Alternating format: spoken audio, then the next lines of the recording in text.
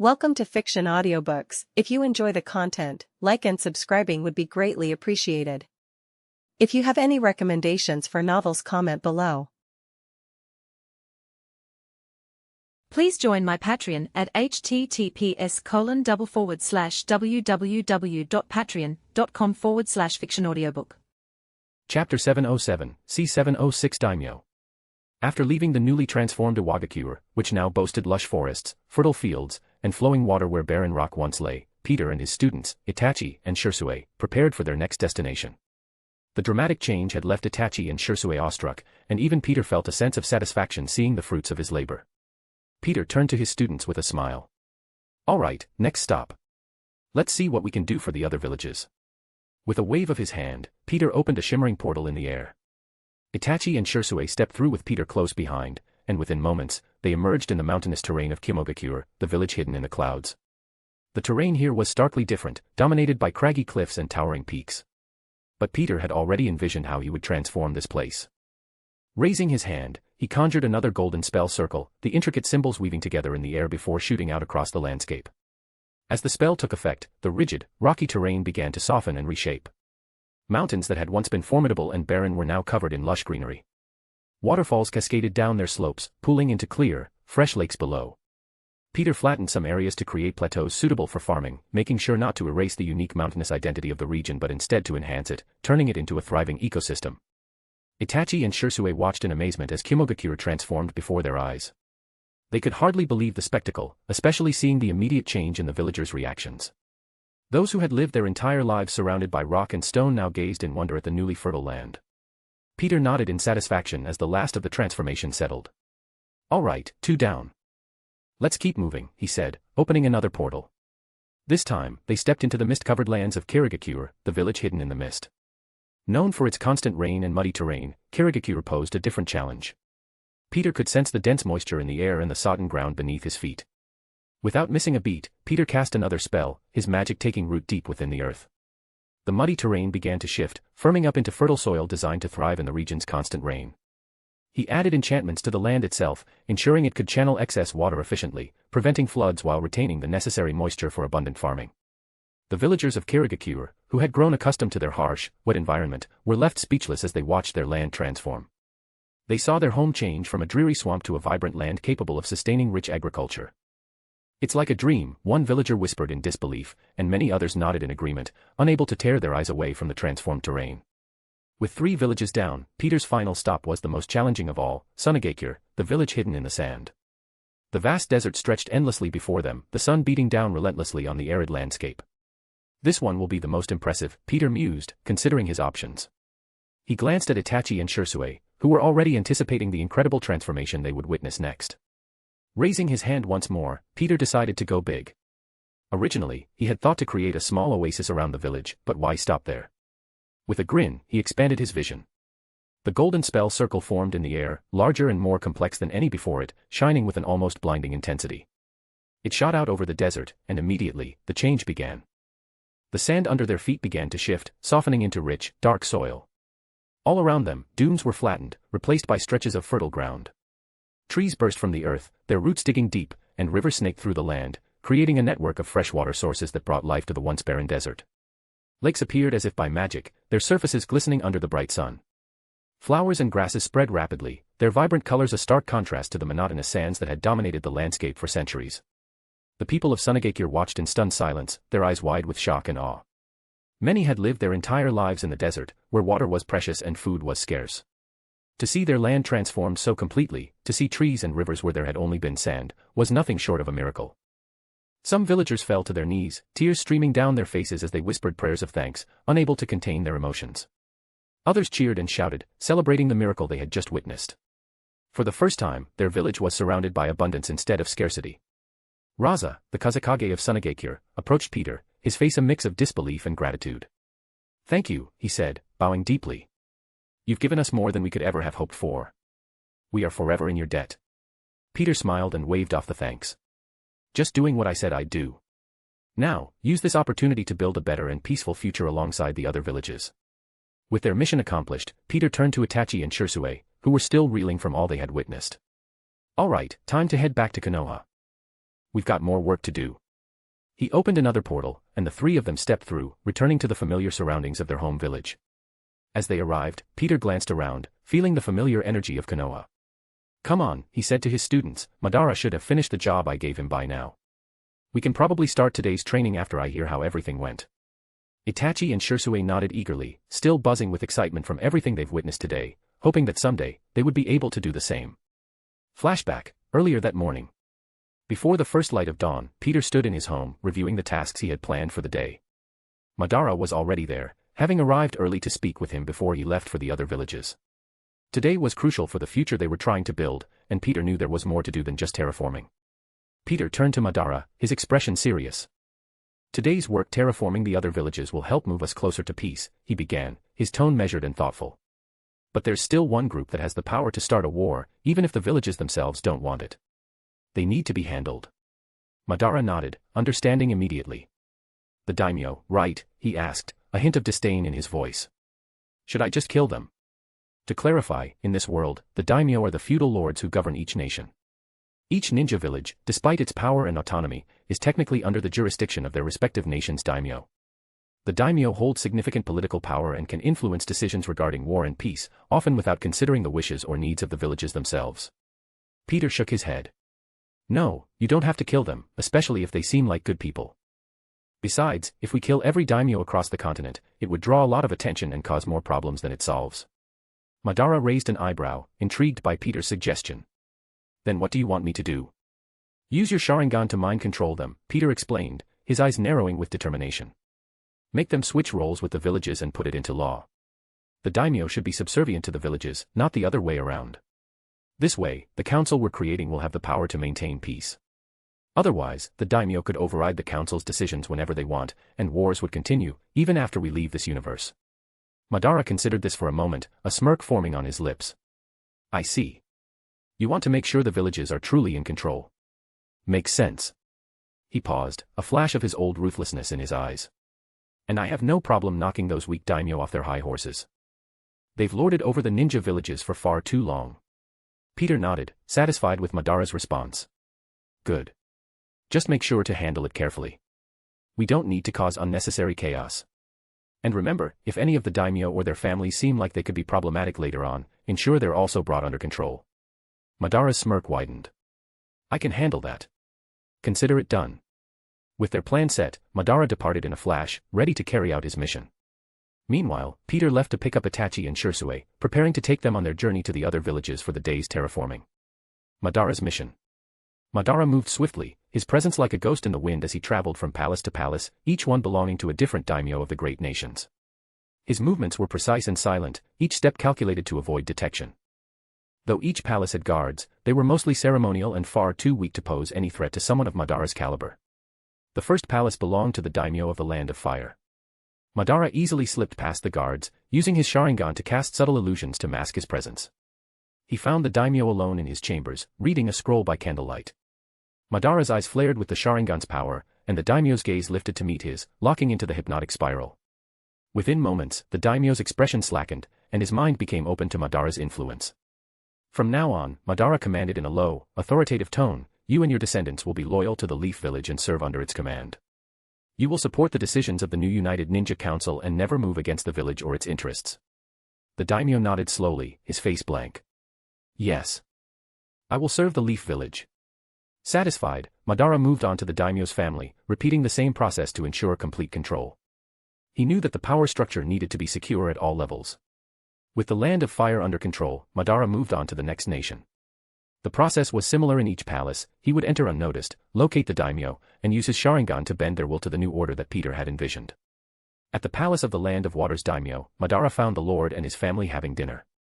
A flicker of annoyance crossed Madara's face at the sight, but he swiftly moved into position. In a matter of seconds, all their eyes were locked on his, the Sharingan's power overwhelming their minds. You will now serve the Mist Village and follow the council's directives, Madara instructed. Your role is to support the ninja, not to command them. Yes, we will serve. They all repeated, their voices eerily in sync. Madara continued his mission across the continent, visiting the palaces of the Land of Earth, the Land of Lightning, and the Land of Wind. Each time, he moved undetected, his Sharingan ensuring that no one would defy the new order. The guards were oblivious to his presence, and the few ninja guards who were stationed at the palaces were far too weak to sense him or pose any challenge. In each palace, he also made sure to mind control the daimyo's family members. He knew that any one of them could become the next daimyo and potentially disrupt the new structure they were setting up. As he worked, Madara felt a sense of satisfaction. This task, given to him by Peter, aligned with his own beliefs about the true order of power. The daimyo were too weak to wield authority over the ninja villages, and it was time for a change. Finally, with all the daimyo and their families under control, Madara finished his mission. The foundations for a new power structure had been laid, one that would ensure the council's decisions could not be overturned by those unfit to lead. Madara allowed himself a rare smile as he stood on the balcony of the last palace, looking out over the land. The old order was ending, and a new era was beginning, one where the ninja villages would be the true power in their nations, just as it should be. A/N, 2067 words, smiley face. Police car light give gemstone stones gemstone pleading face police car light. Backhand index pointing down don't forget to vote, backhand index pointing down. Chapter 708, C707 Hokage's request. Police car light insert terror gif /PICs here, most likes wins police car light, A/N, only 2 entries per person. Trophy yesterday's gif winners, Ben Bagman, trophy, A/N, crown. As the portal shimmered and closed behind them, Peter stepped out into the Uchiha district alongside Itachi and Shursue, the soft orange glow of the setting sun casting long shadows across the village. The streets were quieter now, the day winding down as families prepared for dinner, and the sounds of evening life filled the air. Peter glanced around, expecting to see Madara somewhere in the distance, but there was no sign of him. It seemed Madara hadn't returned yet from his task, which Peter had anticipated would take most of the day. Noticing that Madara wasn't around, Itachi turned to Peter, his expression thoughtful. "Sensei, would you like to join us for dinner? My mom should be cooking by now." Itachi asked, his tone polite but hopeful. Shursue, standing next to Itachi, nodded eagerly, clearly looking forward to having their teacher join them for a meal. Peter opened his mouth to respond when, out of nowhere, an Umbu appeared beside them in a blur of motion, kneeling with a bow. "Sir," the Umbu began, his voice respectful but urgent, "Hokage-sama requests your presence. He asks that you meet with him as soon as possible." Peter shrugged, completely unfazed by the sudden appearance. "Sure, tell Minato that I'll be there soon." The Umbu nodded and disappeared just as quickly as he had arrived, leaving Itachi and Shursue staring after him in silence. Turning back to his students, Peter smiled reassuringly. "I'll meet with Minato first, but don't worry, I'll join you both for dinner afterward." Itachi and Shursue smiled at his response, bowing in respect. "We'll see you soon, Sensei," they said in unison before rushing off toward Itachi's home, eager for dinner and the chance to unwind after the day's excitement. Peter watched them go, a fond smile tugging at his lips. Once they disappeared from view, he turned toward the Hokage Tower, his thoughts shifting toward whatever business Minato had for him. "Well, let's see what Minato wants to talk about this time," Peter mused to himself, taking a step forward as he prepared to head toward his meeting with the Hokage. Peter walked through the corridors of the Hokage Tower, his footsteps light and unhurried. Soon enough, he reached the door to Minato's office and knocked lightly. A moment later, he heard Minato's voice from the other side. "Come in." Peter pushed the door open and stepped inside. The office was lit softly by the setting sun, the rays highlighting the shelves filled with scrolls and books lining the walls. Behind the desk sat Minato, the fourth Hokage, his usual calm and determined demeanor in place. Beside him stood his wife, Kushina, her long red hair falling over her shoulders. She smiled warmly when she saw Peter. In a small cradle behind the desk, baby Naruto slept peacefully, his small chest rising and falling with each breath. The sight of the sleeping child softened the room's atmosphere, but Peter could immediately sense the tension in Minato and Kushina's posture. Minato gestured for Peter to take a seat, and once Peter was settled, Minato leaned forward, his hands clasped together. "I appreciate you coming, Peter," Minato began, his voice calm but with an undertone of curiosity. "I wanted to ask how everything is going with the other villages. How's the terraforming coming along? I know it's a massive task, do you think it'll take much longer?" Peter smiled casually, leaning back in his chair. "It's already done." Minato blinked, caught off guard by the response. "Already done?" Kushina, too, seemed surprised, her brows raising in disbelief. "That fast? We thought it would take weeks, maybe even months, to transform all the villages." Peter chuckled softly, shaking his head. "Nope. It took a day. I hit Kumogakure, Kirigakure, and Sunagakure after Iwagakure. The mountains are lush and fertile, the rain-soaked lands of the Mist Village are thriving, and the desert surrounding Sunagakure. Well, let's just say it's no longer a desert." Minato and Kushina exchanged stunned glances, both struggling to process the sheer scale of what Peter had accomplished in such a short time. Minato's lips parted as he tried to grasp the enormity of the task. I don't know what to say, Minato admitted, leaning back slightly in his chair. That's incredible. Kushina, still looking somewhat amazed, nodded. You've really done something amazing, Peter. Those villages will be thriving in no time. Peter nodded, a sense of satisfaction in his voice. Yeah, the hardest part is out of the way. Now we just have to wait for Madara to return from his task with the daimyo. At the mention of Madara and the daimyo, both Minato and Kushina's expressions shifted. A bad feeling seemed to creep into the room. Minato frowned, his concern evident. Wait. Madara's dealing with the daimyo. Kushina's eyes narrowed slightly. Is that really a good idea? You know what kind of man Madara is. Are you sure it's safe to leave something like that in his hands? Peter waved a hand dismissively, not appearing the least bit concerned. It's fine. He's not going to kill them, if that's what you're worried about. Kushina, still looking uneasy, exchanged a glance with Minato. But what is he doing with them, exactly? Peter shrugged, leaning forward slightly. He's just mind-controlling them to shift the power dynamic. They'll still technically be in charge of their respective lands, but now they'll be subservient to the villages, not the other way around. We need that to ensure the new council has real authority. The last thing we want is for the daimyo to keep overriding the council's decisions and causing conflicts. Minato sighed, though he seemed somewhat reassured. I understand the reasoning. I just hope things go smoothly. The daimyo are powerful political figures, and any drastic changes could stir up tension. Peter nodded. Madara will handle it. He's more than capable, and he knows how important this is. Kushina still looked a little uneasy, but she seemed to accept Peter's explanation. I hope you're right, Peter. Peter smiled. I am. With that, the conversation shifted, and Peter noticed the serious expressions on Minato and Kushina's faces. Minato hesitated for a moment before speaking again. Actually, Peter, there's another reason we called you here, Minato said, his tone growing heavier. He glanced at Kushina, who nodded, silently urging him to continue. Peter raised an eyebrow, curious. What's going on? Minato sighed, leaning forward with his elbows resting on the desk. It's about Obito. He began, his tone serious but laced with a hint of frustration. We've been trying to help Obito ever since you helped us capture him. I've tried talking to him, reminding him of the old days, of everything we fought for together. Peter leaned forward slightly, listening intently. But nothing seems to be working, Minato continued. He's not the same boy we knew. Whatever he went through has changed him. His ideals, his beliefs, it's like he's become a completely different person. He just isn't the Obito I remember. Kushina nodded in agreement, her brow furrowed with worry. We've even had the Yamanaka clan try to get through to him using their mind techniques, but even they're struggling. It's like there's this wall around his mind, and nothing is getting through. Minato sighed, running a hand through his blonde hair. I hate to ask you for more help after everything you've already done for the village, but we're at a loss. We need your help, Peter. I don't know what else we can do. Kushina's eyes met Peter's, and Peter could see the pleading in them. Please, Peter, she said softly. If anyone can help us reach Obito, it's you. We just want to bring him back. Peter looked from Minato to Kushina and back again. I'll help, he agreed easily. Minato and Kushina both let out a breath of relief, their tense shoulders finally relaxing. Thank you, Minato said, gratitude clear in his tone. Kushina nodded eagerly, a small smile tugging at the corners of her lips. We knew you'd be able to help. It's no problem, Peter smiled back. There are a few ways we could go about it. I'll lay out the options for you, and you two can decide which route you want to take. Minato and Kushina exchanged a glance, excitement and curiosity building between them. What are the options? Minato asked, leaning forward slightly, eager to hear what Peter had in mind.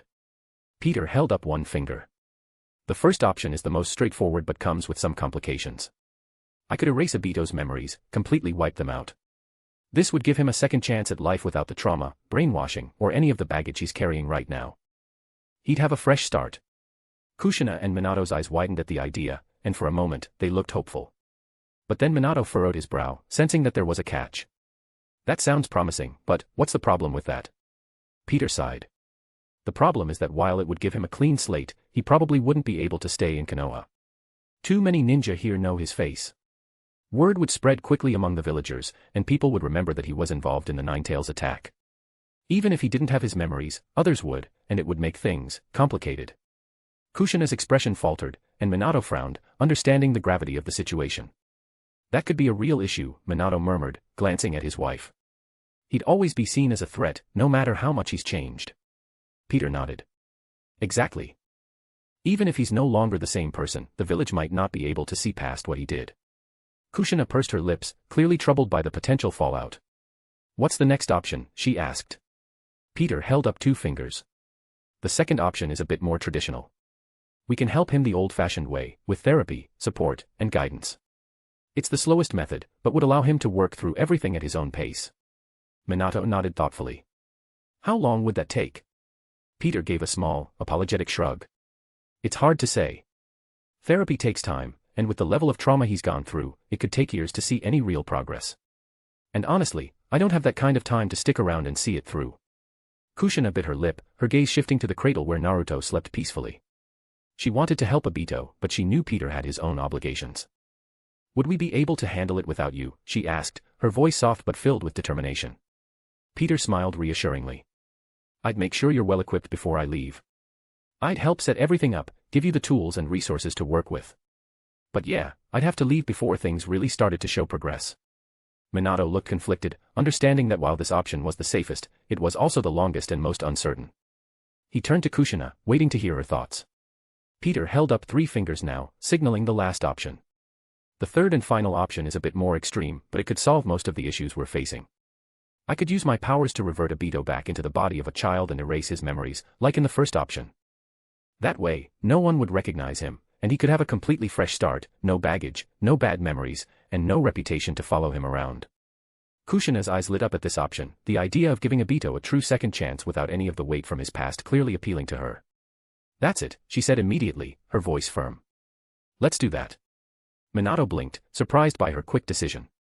Kushina, are you sure? If he's turned into a child again, who's going to take care of him? It's not like we can just drop him off somewhere. Kushina turned to Minato, her expression incredulous as if the answer were obvious. We will, of course. A/N, 2025 words, smiley face. Police car light give gemstone stones gemstone pleading face police car light. Backhand index pointing down don't forget to vote, backhand index pointing down.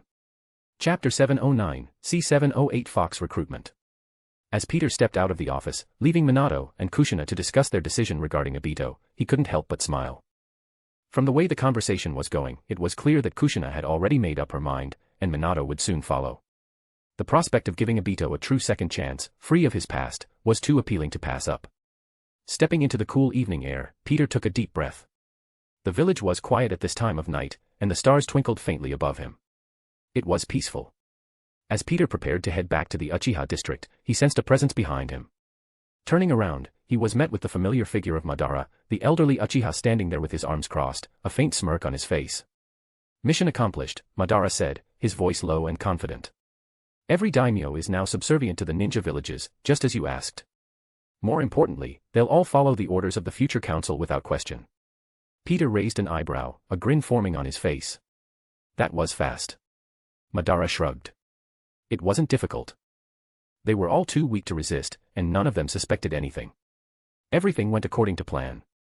Good, Peter nodded, satisfied. That was an important step. Now we can focus on building the council and solidifying a lasting peace. With their tasks for the day complete, Peter gestured for Madara to follow him. Come on, Itachi invited me to dinner at his house, and I figured we could both go. Madara raised an eyebrow at the invitation, a rare look of curiosity crossing his features. Dinner with the Uchiha clan. I'm surprised they're willing to sit down with me. Peter chuckled. They might be a little scared at first, but don't worry. You're with me, so they'll get used to it. Besides, Mikoto invited us last time. With that, the two men made their way to the Uchiha district, the streets quiet and deserted as the village settled down for the night. As they approached Itachi's house, Peter could already sense the tension in the air. He knew bringing Madara along would cause some unease, but he figured the dinner would help break down some of those barriers. When they arrived at the house, the door was opened by Mikoto, who immediately tensed at the sight of Madara standing beside Peter. She quickly composed herself, offering a polite smile despite the clear apprehension in her eyes. Good evening, Peter, Mikoto greeted warmly before her eyes flickered nervously toward Madara. And Madara-sama. Peter smiled reassuringly. I hope it's all right that I brought him along. We're all working toward the same goal, after all. Mikoto hesitated for a moment before nodding. Of course. You're both welcome. They stepped inside, and Peter could sense the immediate shift in the room's atmosphere. Fugaku, who had been sitting at the table with baby Sasuke in his arms, stiffened at the sight of Madara, his eyes narrowing slightly. Itachi and Shisui, who were already seated, exchanged uneasy glances, clearly unsure how to react to this. Peter, sensing the tension, took a seat at the table with a casual smile. "Thanks for having us, Fugaku, Mikoto. The food smells great." Mikoto offered a polite nod, quickly setting the table with the meal she had prepared. As they began to eat, the atmosphere remained tense for the first few minutes, everyone stealing glances at Madara, who sat silently, his expression unreadable. But as the dinner went on, Peter and Madara made no moves to escalate the situation. In fact, Peter engaged in casual conversation with Itachi and Shisui about their training, while Madara remained mostly quiet, offering the occasional comment. Slowly, the tension began to ease as it became clear that neither Peter nor Madara had any intention of causing trouble. By the time dinner was coming to a close, the atmosphere had lightened considerably. Fugaku, though still wary, seemed to relax slightly, and even Mikoto managed a small smile as she cleared the dishes. Peter leaned back in his chair, glancing at Madara. "See? I told you it'd be fine." Madara merely smirked in response. As the meal wrapped up, Peter and Madara thanked their hosts and didn't overstay their welcome. Mikoto, ever the gracious host, offered Peter a place to stay for the night, as she had done before. But Peter shook his head with a smile. "I appreciate the offer, Mikoto, but I don't want to impose. Minato already gave me a house, so I'll just stay there from now on. Besides, I'll be back tomorrow for the kids' training. It's not like I'll be gone for long." Mikoto nodded in understanding, though there was a hint of relief in her expression, especially considering Madara's presence. "Thank you again for dinner," Peter said as he and Madara stepped out into the cool night air. The streets of the Uchiha district were quiet now, the village settling into the calm of the evening. As they walked, the sound of their footsteps the only noise breaking the silence, Madara spoke up. "I've been thinking," Madara began, his voice low and thoughtful, "about the eyes I gave that Uzumaki kid, Nagato." Peter glanced over at Madara, his curiosity piqued. "What about them?" Madara's eyes narrowed slightly. "My old plans are being thrown out, which means I don't need to be without my original eyes anymore. I was thinking of retrieving them tomorrow." Peter's interest deepened. He had always been curious about Nagato and the Akatsuki. "Mind if I tag along?" Madara glanced at Peter, considering the offer for a moment before nodding. "Fine by me." Peter grinned, clearly intrigued by the idea. "Cool, maybe I'll bring the kids along as well." With that, the two men went their separate ways, their thoughts already turning to the events of the next day. "I wonder if Hihiko is still alive." Peter stood before his new home, taking in the sight of the large, sprawling mansion that had been given to him as a gift from Minato and the village. When Minato had told him it was just a small house, Peter had shrugged and accepted, thinking it would be a modest place to rest. But now, seeing it in person for the first time, he realized Minato's idea of small was wildly different from his own. "This is not a small house," Peter muttered to himself, sighing as he stared up at the towering structure before him. The mansion's elegant design and expansive grounds made it clear that this wasn't just a place to sleep, it was a full-blown estate. Still, Peter let out a resigned sigh, deciding to just roll with it. "Guess it's better than sleeping in someone else's house," he said with a shrug before heading inside. The interior of the house was just as grand as the exterior. Polished floors, intricately carved woodwork, and spacious rooms greeted him as he wandered through the hallways. Despite its grandeur, the place felt oddly empty, with only the faint echoes of his footsteps filling the silence. After some exploring, Peter eventually found what he assumed was the master bedroom. He pushed open the door and stepped inside, already mentally preparing to collapse into bed after the long day. But as soon as he entered the room, he froze. Sitting on the bed with a thoroughly annoyed expression on his face, was none other than Kurama, the Nine-Tails himself, still trapped in his tiny, shrunken form thanks to Peter's spell. "Yo," Peter greeted casually, trying not to laugh at the sight of the once mighty beast looking so disgruntled in his miniature state. Kurama let out a low growl, clearly unimpressed.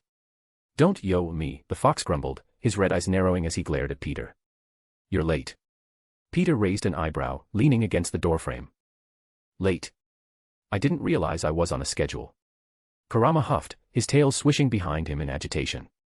"I've been stuck like this, waiting for you to come back, while you've been gallivanting around the other villages, getting all cozy with Madara Uchiha of all people." Peter's eyes gleamed with amusement. "So that's what this is about? You're upset about Madara becoming my subordinate?" Kurama's ears flattened against his head, his expression hardening. "Madara is dangerous, Peter. I should know that better than anyone. He's not someone you can trust." Peter crossed his arms, letting out a soft chuckle. "Madara's dangerous, sure. But so am I." Kurama bared his fangs slightly, his frustration bubbling to the surface. "You don't get it. I've dealt with Madara before. He's a manipulator, and he'll stab you in the back the moment it's convenient for him. Peter tilted his head, watching Kurama intently. I hear what you're saying, but from what I've seen so far, Madara's not out to betray anyone. He's just a man who wanted peace, and he took the wrong steps to get there. Kurama scoffed, his eyes flashing with disbelief. You really believe that? After everything he's done? Peter shrugged. I believe people can change, given the right circumstances. And even if Madara does try something, I'm not exactly easy to stab in the back. He's not strong enough to take me down. Kurama's frown deepened, but he couldn't deny the truth in Peter's words. He had seen Peter's strength firsthand, and it was nothing short of monstrous. Still, the thought of Madara made Kurama's fur bristle. I don't trust him, Kurama muttered, his voice low and filled with a deep-rooted grudge. Peter smirked, an idea forming in his mind. Well, since you don't trust the old man so much, how about this, why don't you join me?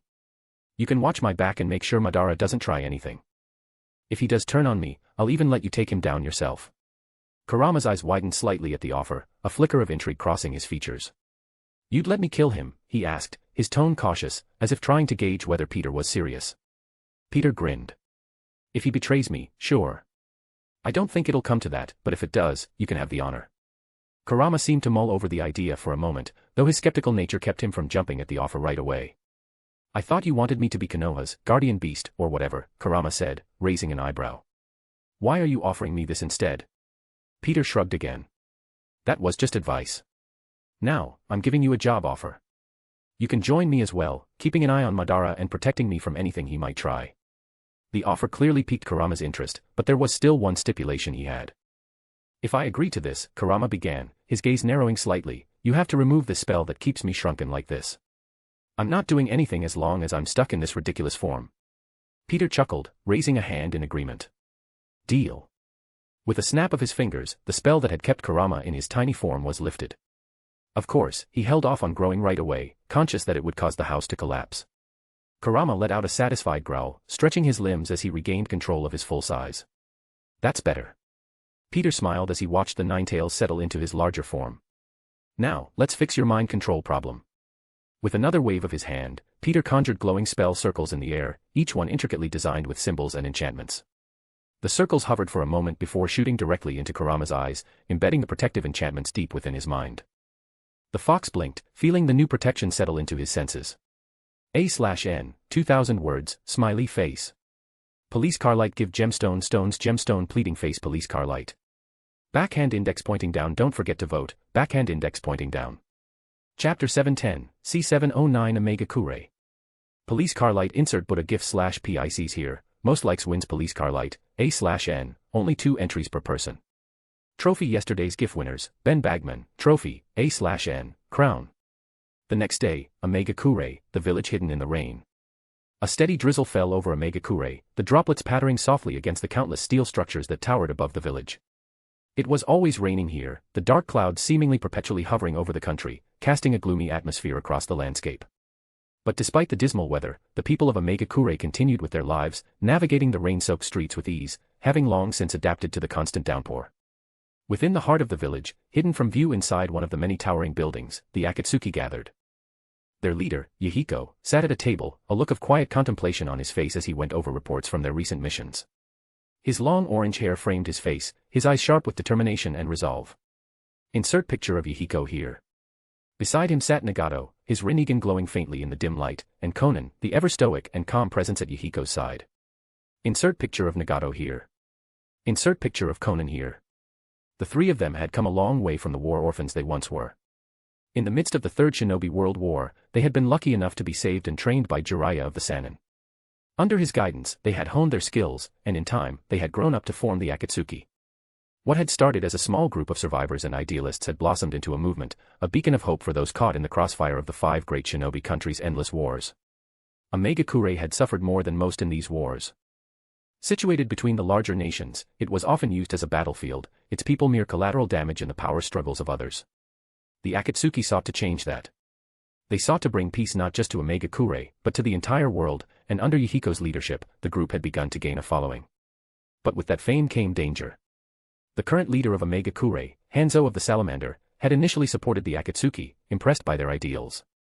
But over time, as the Akatsuki's power grew, so too did Hanzo's paranoia. He began to see them not as allies in his quest to maintain peace and control of the village, but as a threat to his rule. And now, Hanzo had decided to eliminate that threat.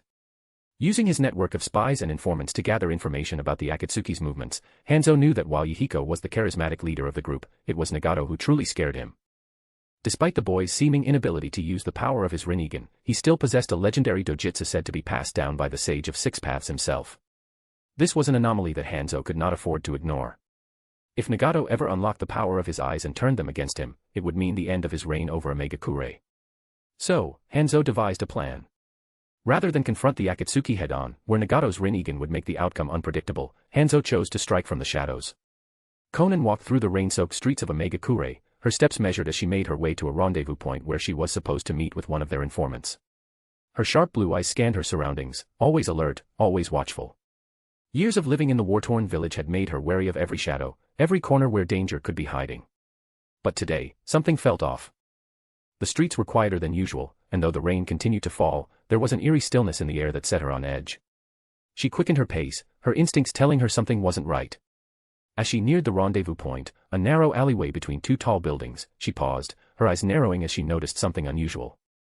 The informant she was supposed to meet wasn't there. Instead, the alley was empty.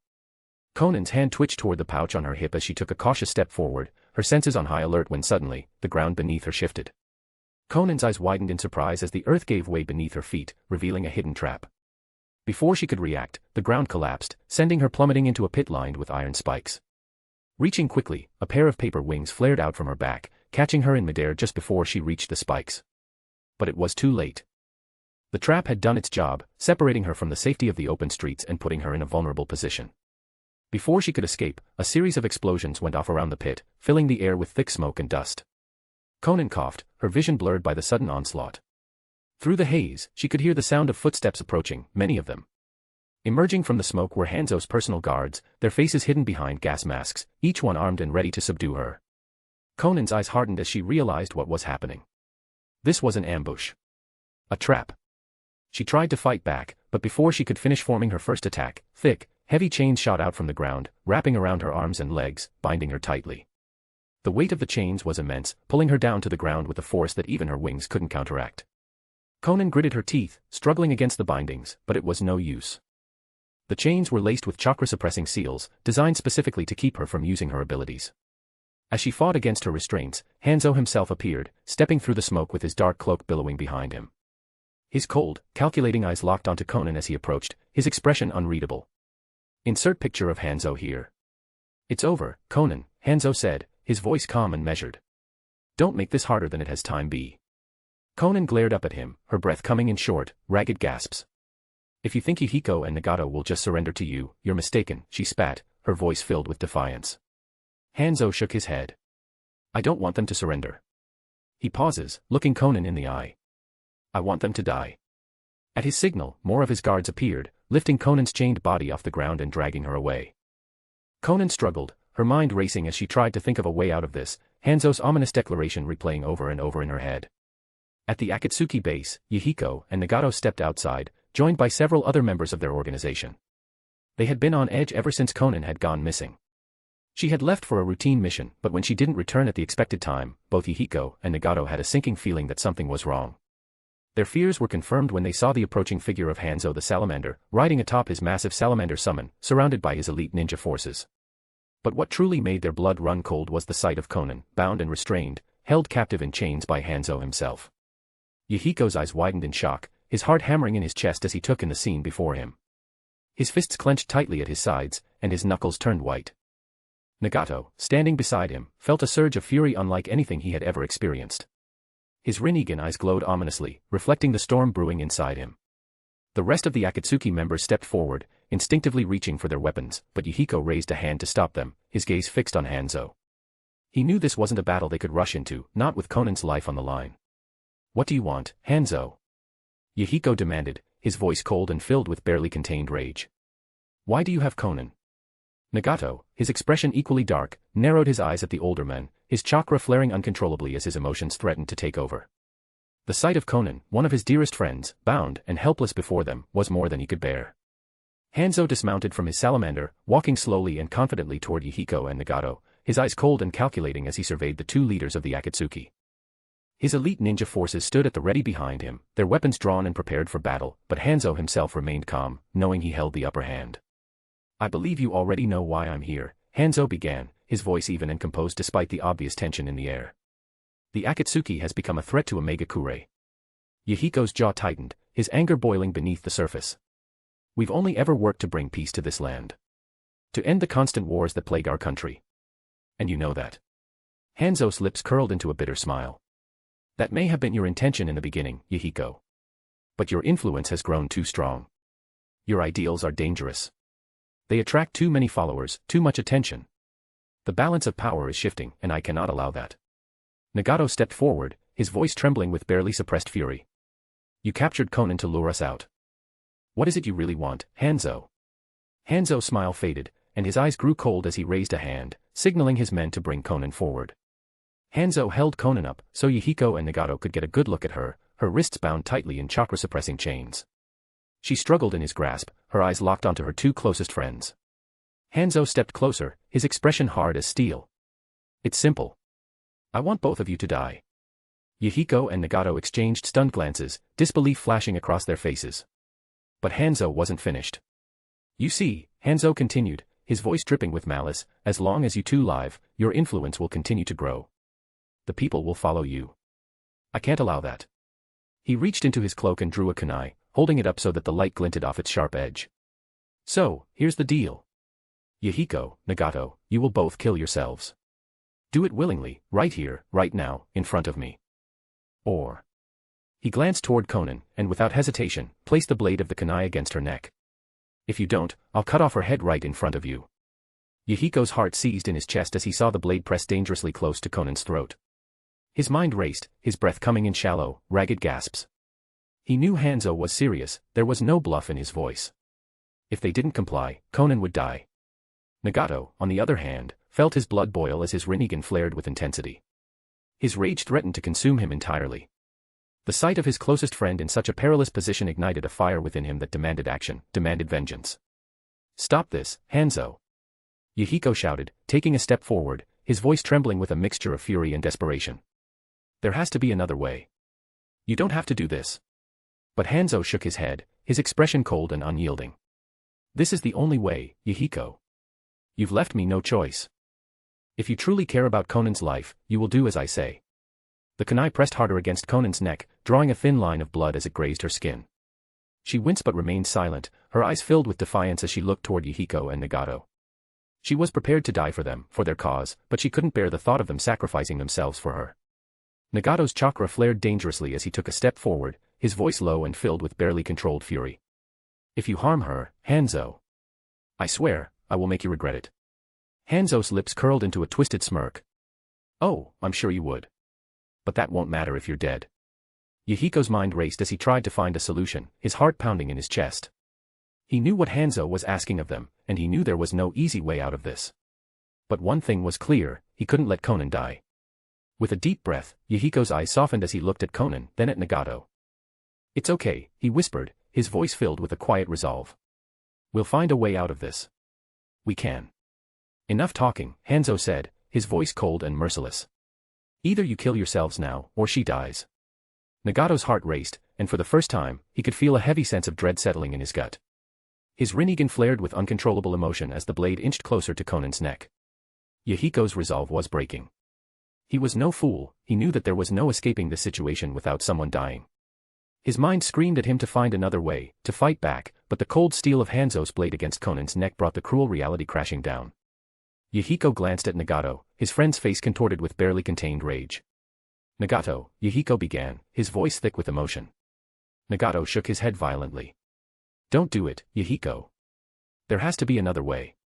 But Yahiko's eyes softened, his heart heavy with the weight of his decision. "I can't let her die. You know that." Hanzo smirked, his grip tightening on the sword as he leaned closer to Conan. "Enough stalling," he growled. "Make your choice now, or I'll end her life right here." Yahiko's hand trembled as he reached for a kunai from his pouch. Nagato's eyes widened in disbelief, but he knew Yahiko was serious. His best friend was about to sacrifice himself to save Conan. Just as Yahiko raised the kunai, ready to plunge it into his own heart, the rain seemed to stop for a moment, and the air around them crackled with energy. Suddenly, without warning, a golden, glowing circular portal appeared in the space between Yahiko, Nagato, and Hanzo's forces. The portal shimmered with a strange energy, and the air hummed with power as it opened wider, and from it stepped small groups of unfamiliar individuals. Peter, along with his students Itachi and Shursue, Madara Uchiha, and Kurama in his now slightly larger form, emerged from the portal. But the gravity of their entrance was immediately undercut by the bickering that accompanied them. "I swear, Madara," Kurama growled, his deep voice filled with irritation, "if you keep walking in front of me like that, I'm going to sweat you like a fly." Madara shot an annoyed glance at the Nine Tails. "It's a free world, Fox, I can walk wherever I want." Peter rolled his eyes as he stepped between the two. "Can you two knock it off for 5 minutes? We're in the middle of something here." Hanzo, Konan, Yahiko, Nagato, and every ninja present stood frozen in place, utterly dumbfounded by the sudden arrival. Even Hanzo, who had prepared for every possible contingency, was left speechless by the bizarre scene unfolding before him. Nagato's Rinnegan eyes flared as he instinctively took a step back, unsure of what was happening. Yahiko, still holding the kunai, looked between the newcomers and Hanzo, his mind racing to catch up. Hanzo narrowed his eyes, trying to size up the strange group. "Who the hell are you?" he demanded, his voice filled with suspicion and barely concealed irritation. Peter, hearing Hanzo's question, waved his hand in greeting. "Yo, I'm Spider-Man." A/N, 2607 words, smiley face. Police car light give gemstone stones gemstone pleading face police car light. Backhand index pointing down don't forget to vote, backhand index pointing down. Chapter 711, C710 A quick lesson. The rain continued to pour as Peter and his group made their sudden and dramatic entrance through the golden portal. Hanzo's forces, along with Yahiko, Nagato, and the Akatsuki stood frozen in place, their eyes wide with shock and confusion. After all, portals weren't a normal sight in this world, and the idea of someone using such a method for transportation had everyone on edge. Nagato tried to process what had just happened, his mind racing, trying to figure out who these people were and how they had managed to appear in the middle of such a critical moment. Yahiko, kunai still in hand, glanced between Hanzo, who looked equally stunned, and the newcomers. Hanzo, always calculating and cautious, narrowed his eyes as he studied the group. His elite guards shifted uneasily behind him, their weapons ready but their movements hesitant. The sudden appearance of such an unknown force had thrown them off balance. "Who the hell are you?" Hanzo growled, his voice cutting through the rain. His grip tightened on Konan as he held her hostage, clearly not willing to let go of his advantage so easily. Peter, standing casually with his hands in his pockets, simply smiled. "Yo, I'm Spider-Man, nice to meet you," he said, giving a little wave with his free hand, as if this were a completely normal introduction. His relaxed demeanor only added to the confusion spreading through the crowd. Yahiko, still on edge, shot a glance at Nagato, who returned it with a silent, questioning look. Neither of them had any idea what was happening, but they knew that whoever these newcomers were, they had just turned the situation upside down. Hanzo's brow furrowed in suspicion. "I don't know who you are or why you're here," he said coldly, his voice dripping with malice, "but this has nothing to do with you. Leave now, and I'll spare your lives." Peter's smirk widened slightly. "Nah, I don't wanna."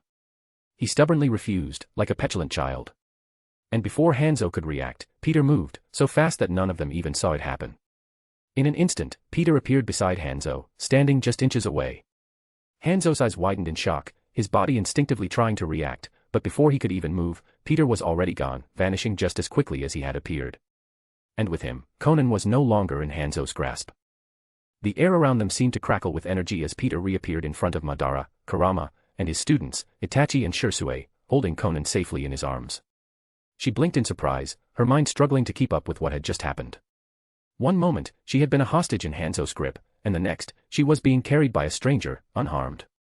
As she looked up at Peter, still cradled in his arms, a faint blush spread across her cheeks. It was rare for her to feel vulnerable, but in this moment, the way Peter had swooped in and saved her so effortlessly made her feel like a princess being rescued from danger. Her heart pounded in her chest as she stared up at him in awe. Peter, noticing the look on her face, couldn't help but smirk. "Don't go falling in love now," he teased, his voice light and playful. "I'm already taken." Konan blinked, the blush on her cheeks deepening as she realized she'd been caught off guard. She quickly averted her gaze, mentally scolding herself for being distracted at such a critical moment. But even as she turned her attention back to the situation, the suddenness of the move left everyone stunned. Yahiko and Nagato stared in disbelief, their eyes flickering between Hanzo and Peter as they tried to comprehend how he had managed to take Konan so effortlessly. Hanzo, for his part, was seething. His plan had been going perfectly until this moment, and now it was crumbling before his eyes. He glared at Peter, fury boiling beneath his calm exterior. You think you can just walk in here and interfere with my plans? Peter shrugged, still holding Conan carefully as he glanced back at Hanzo. Well, I just did, didn't I? He smirked. What are you going to do about it?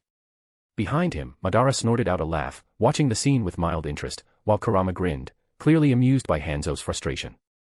Itachi and Shisui remained silent, their eyes trained on Peter, absorbing every detail of how their sensei handled the situation. Meanwhile, Conan still couldn't quite process what had happened, her mind reeling as she clung to Peter, still in his arms. Conan. Yahiko and Nagato's voices broke through the confusion, both of them shouting her name as they watched her being taken from Hanzo's grasp. Nagato's Rinnegan eyes flared with intensity, despite his inability to use them, his chakra surging as he instinctively stepped forward, ready to intervene if necessary. Are you all right, Conan? He called out, his voice strained with worry. Yahiko's gaze darted toward Peter, his expression cautious but grateful. Whoever you are, thank you for saving her. But. His voice trailed off, his uncertainty clear. Please, return Conan to us. We don't know who you are, but if you're here to help. Peter, holding Conan securely, turned his head to Yahiko with a casual smirk. Don't worry, we're only here to. Before he could finish his sentence, his spider senses flared to life, an unmistakable warning that danger was approaching, fast. Peter instinctively took a step back, just as Hanzo appeared beside him in a burst of speed, his body moving with deadly precision.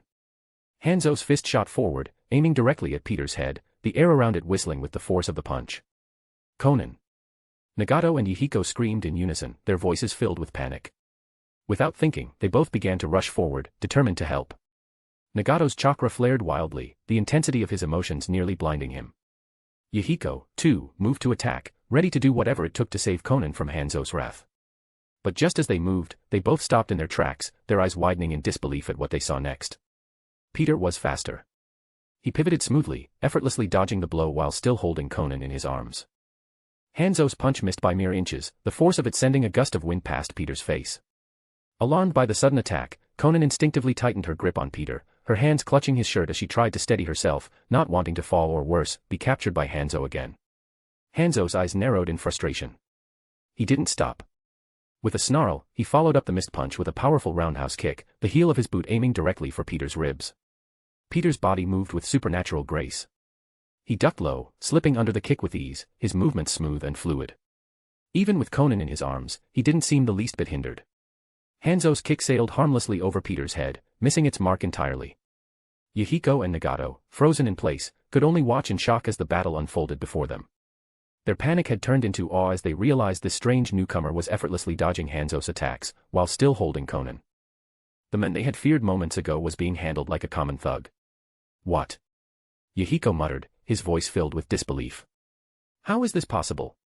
Nagato's Rinnegan eyes continued to glow, but now it was more from curiosity than rage. He could hardly believe what he was seeing. Those watching, Yahiko, Nagato, and the other Akatsuki members, could only stare in awe. Hanzo was renowned for his speed and strength, one of the most dangerous shinobi in the world. And yet this stranger, holding Conan no less, was moving as if Hanzo's attacks were nothing more than an inconvenience. Peter's students, Itachi and Shisui, stood off to the side, watching the exchange with wide-eyed fascination. It was clear that they were witnessing a level of skill far beyond anything they had seen before. Whoa! Shisui muttered under his breath, unable to hide his awe. Isn't that Hanzo the salamander? Itachi, though quieter, was equally mesmerized. I think so, yeah. His Sharingan eyes whirled, trying to keep up with Peter's movements. He had always known his sensei was strong, but seeing him effortlessly counter one of the strongest shinobi in the world made it all the more real. Peter glanced back at his students, a smirk tugging at the corners of his lips. Pay attention, you two. You might learn something. Hanzo, hearing Peter's words, snarled in frustration. He launched another flurry of attacks, punches and kicks coming at Peter with deadly precision. Each blow carried the weight of a man who had mastered the art of combat, his strikes swift and brutal. But Peter moved like water. Every time Hanzo attacked, Peter either sidestepped, ducked, or twisted his body just enough to avoid the hit. His agility was almost unnatural, each movement perfectly timed to dodge Hanzo's strikes by the smallest of margins. Hanzo's fist flew toward Peter's face once again, but Peter tilted his head to the side, letting the punch sail past him. He pivoted on his heel, shifting Conan in his arms as he stepped behind Hanzo in a blur of motion. Before Hanzo could recover, Peter swept his leg out, kicking Hanzo's supporting leg from underneath him. The older shinobi stumbled, momentarily losing his balance, but he quickly caught himself and spun around, his eyes blazing with anger. Peter smirked, clearly enjoying himself. Come on. Is that all you got? You must be pretty weak, huh? What are you? A genin? Hanzo growled in response, his pride wounded by Peter's taunts. He launched himself forward, faster this time, his fingers forming hand signs in a blur. In an instant, he released a torrent of flames from his mouth, the searing heat roaring toward Peter and Conan. But Peter, unbothered, leapt into the air with Conan still cradled in his arms, his movements fluid and graceful. He vaulted over the flames, the heat licking at his heels but never touching him. He landed softly on the ground a few feet away, still holding Conan securely. Watching from the sidelines, Nagato clenched his fists, his Rinnegan eyes wide as he watched the battle unfold. Yahiko, too, was tense, his heart pounding as he tried to make sense of what he was seeing. This guy. Yahiko muttered, his eyes wide with disbelief. Who is he? How is he moving like that? Peter, noticing their reactions, decided to use the moment as a teaching opportunity for Itachi and Shursue. You two watching, he called over his shoulder, his voice calm despite the intensity of the fight. Always remember, power isn't everything. Speed, skill, and control are just as important. Hanzo, hearing Peter's words, snarled in frustration. Stop talking like you've already won, he roared, forming another set of hand signs in a blur. This time, a massive wave of water erupted from the ground, crashing toward Peter like a tidal wave. Peter's eyes gleamed with excitement. Time for the big finish. As the wave of water surged toward him, Peter stood his ground. Just as the wave was about to crash down on him and Conan, Peter snapped his fingers, and in the blink of an eye, he vanished, reappearing behind Hanzo in an instant. Before Hanzo could even react, Peter struck him with a powerful, open palm strike to the back, sending him flying forward. Hanzo's body skidded across the ground, crashing into the rubble with a thunderous impact. The entire battlefield fell silent. Yahiko, Nagato, and the remaining Akatsuki members could only watch in stunned silence as Hanzo, one of the most feared shinobi in the world, was effortlessly tossed aside like a rag doll.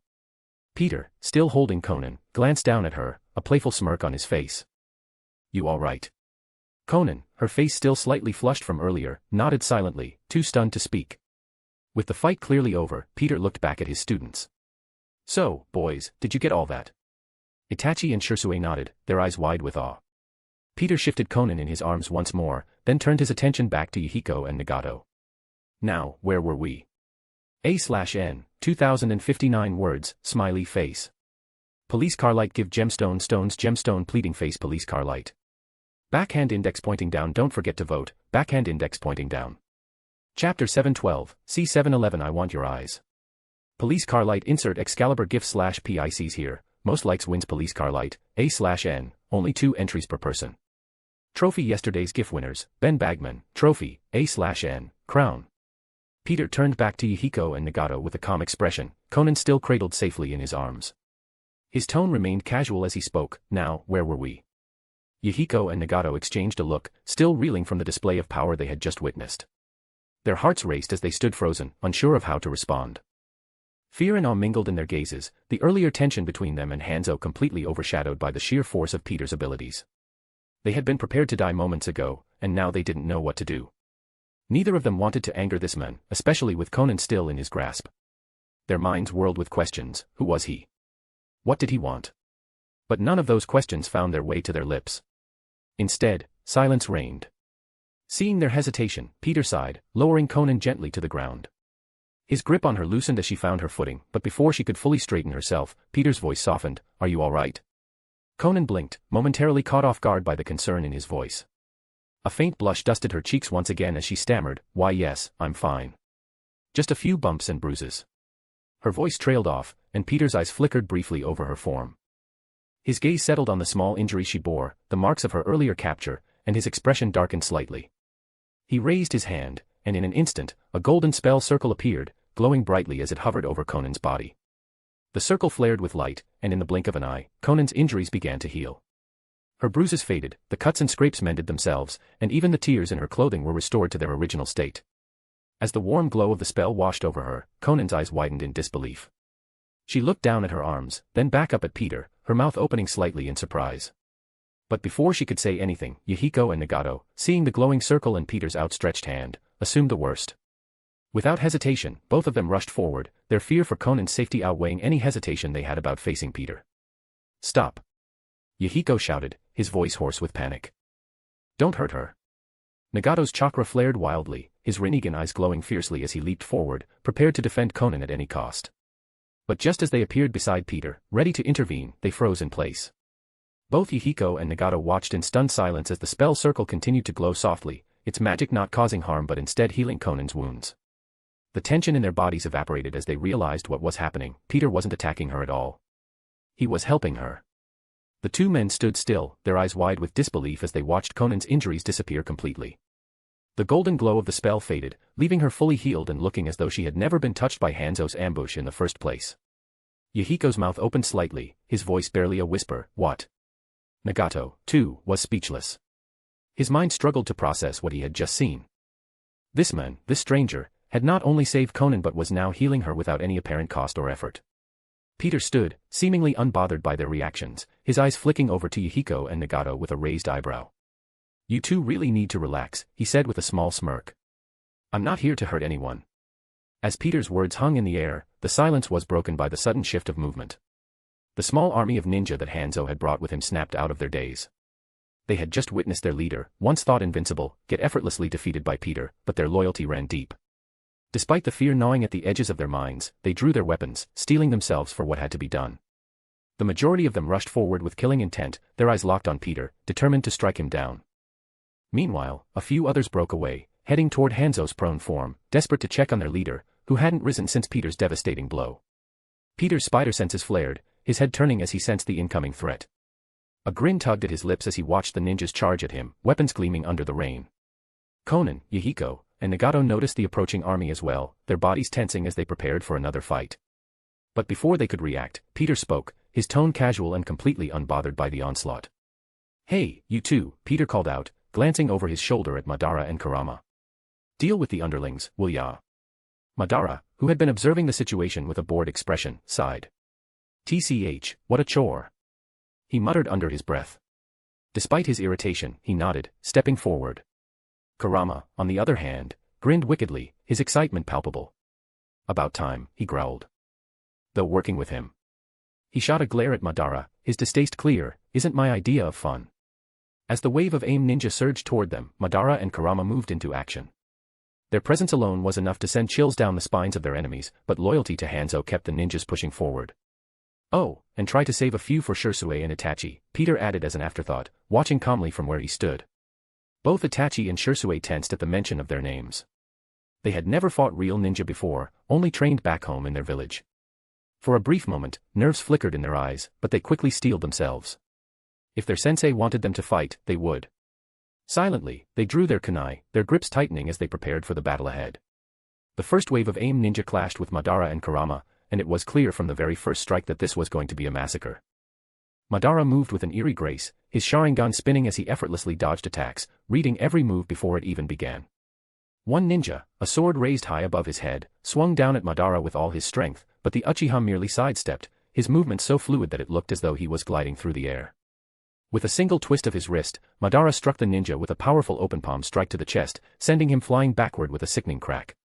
The man's body hit the ground hard, skidding to a stop several feet away, unconscious before he even hit the ground. Kurama, in contrast, was all raw power and aggression. His large form, now towering over the battlefield, tore through the ranks of the AIM ninja like a beast unleashed. One unfortunate soul rushed at him with a spear, aiming to pierce through the fox's side, but Kurama merely laughed, his tails whipping out to meet the attack. The spear shattered into pieces as Kurama's tail slammed into the ninja's body, sending him crashing into the dirt with enough force to leave a crater in his wake. Blood sprayed from his mouth as he hit the ground, the impact leaving him broken and defeated. "Pathetic," Kurama sneered, his red eyes gleaming with malice. More ninjas swarmed them, their attacks becoming more desperate, but it was clear that they stood no chance. Madara weaved through the chaos, every movement calculated and precise. He parried a kunai with ease, stepping inside his attacker's guard before delivering a lightning-fast kick to the man's ribs. The sound of bones cracking echoed through the rain-soaked battlefield as the ninja crumpled to the ground, writhing in pain. Kurama wasn't any kinder. His massive paws slammed into two more ninjas, their bodies ragdolling through the air before crashing into the ground with bone-shattering force. The fox's grin only grew wider, his thirst for battle evident in the way he relished each strike. It wasn't long before the small army was reduced to just two AIM ninja, both of whom were a little banged up, but in much better condition than their comrades. They could hardly believe that their comrades had been so easily decimated, fear written all over their faces. With a nod from Madara, the two remaining ninjas were kicked over to where Itachi and Shisui stood, both of them looking at the two children with fear and desperation in their eyes. Peter, who had been watching the entire scene unfold, stepped forward. "All right, you two," he said, addressing the AIM ninjas. "Here's the deal. You and your beaten-up friends will be allowed to leave here unharmed as long as you beat these two kids in front of you." He motioned to Itachi and Shisui. One of the remaining AIM ninja, blood trickling down the side of his face, turned to Peter with disbelief. "Even Lord Hanzo as well?" he asked, his voice shaky, yet filled with hope. Peter shrugged casually. "Sure, even Hanzo." Hearing this, the two AIM ninjas turned to face Itachi and Shisui. They exchanged a glance, the weight of their situation sinking in. They didn't want to harm the children, they had no personal quarrel with them, but this wasn't about morality anymore. This was about survival. "We're sorry," one of them muttered, his voice hoarse. "This isn't personal.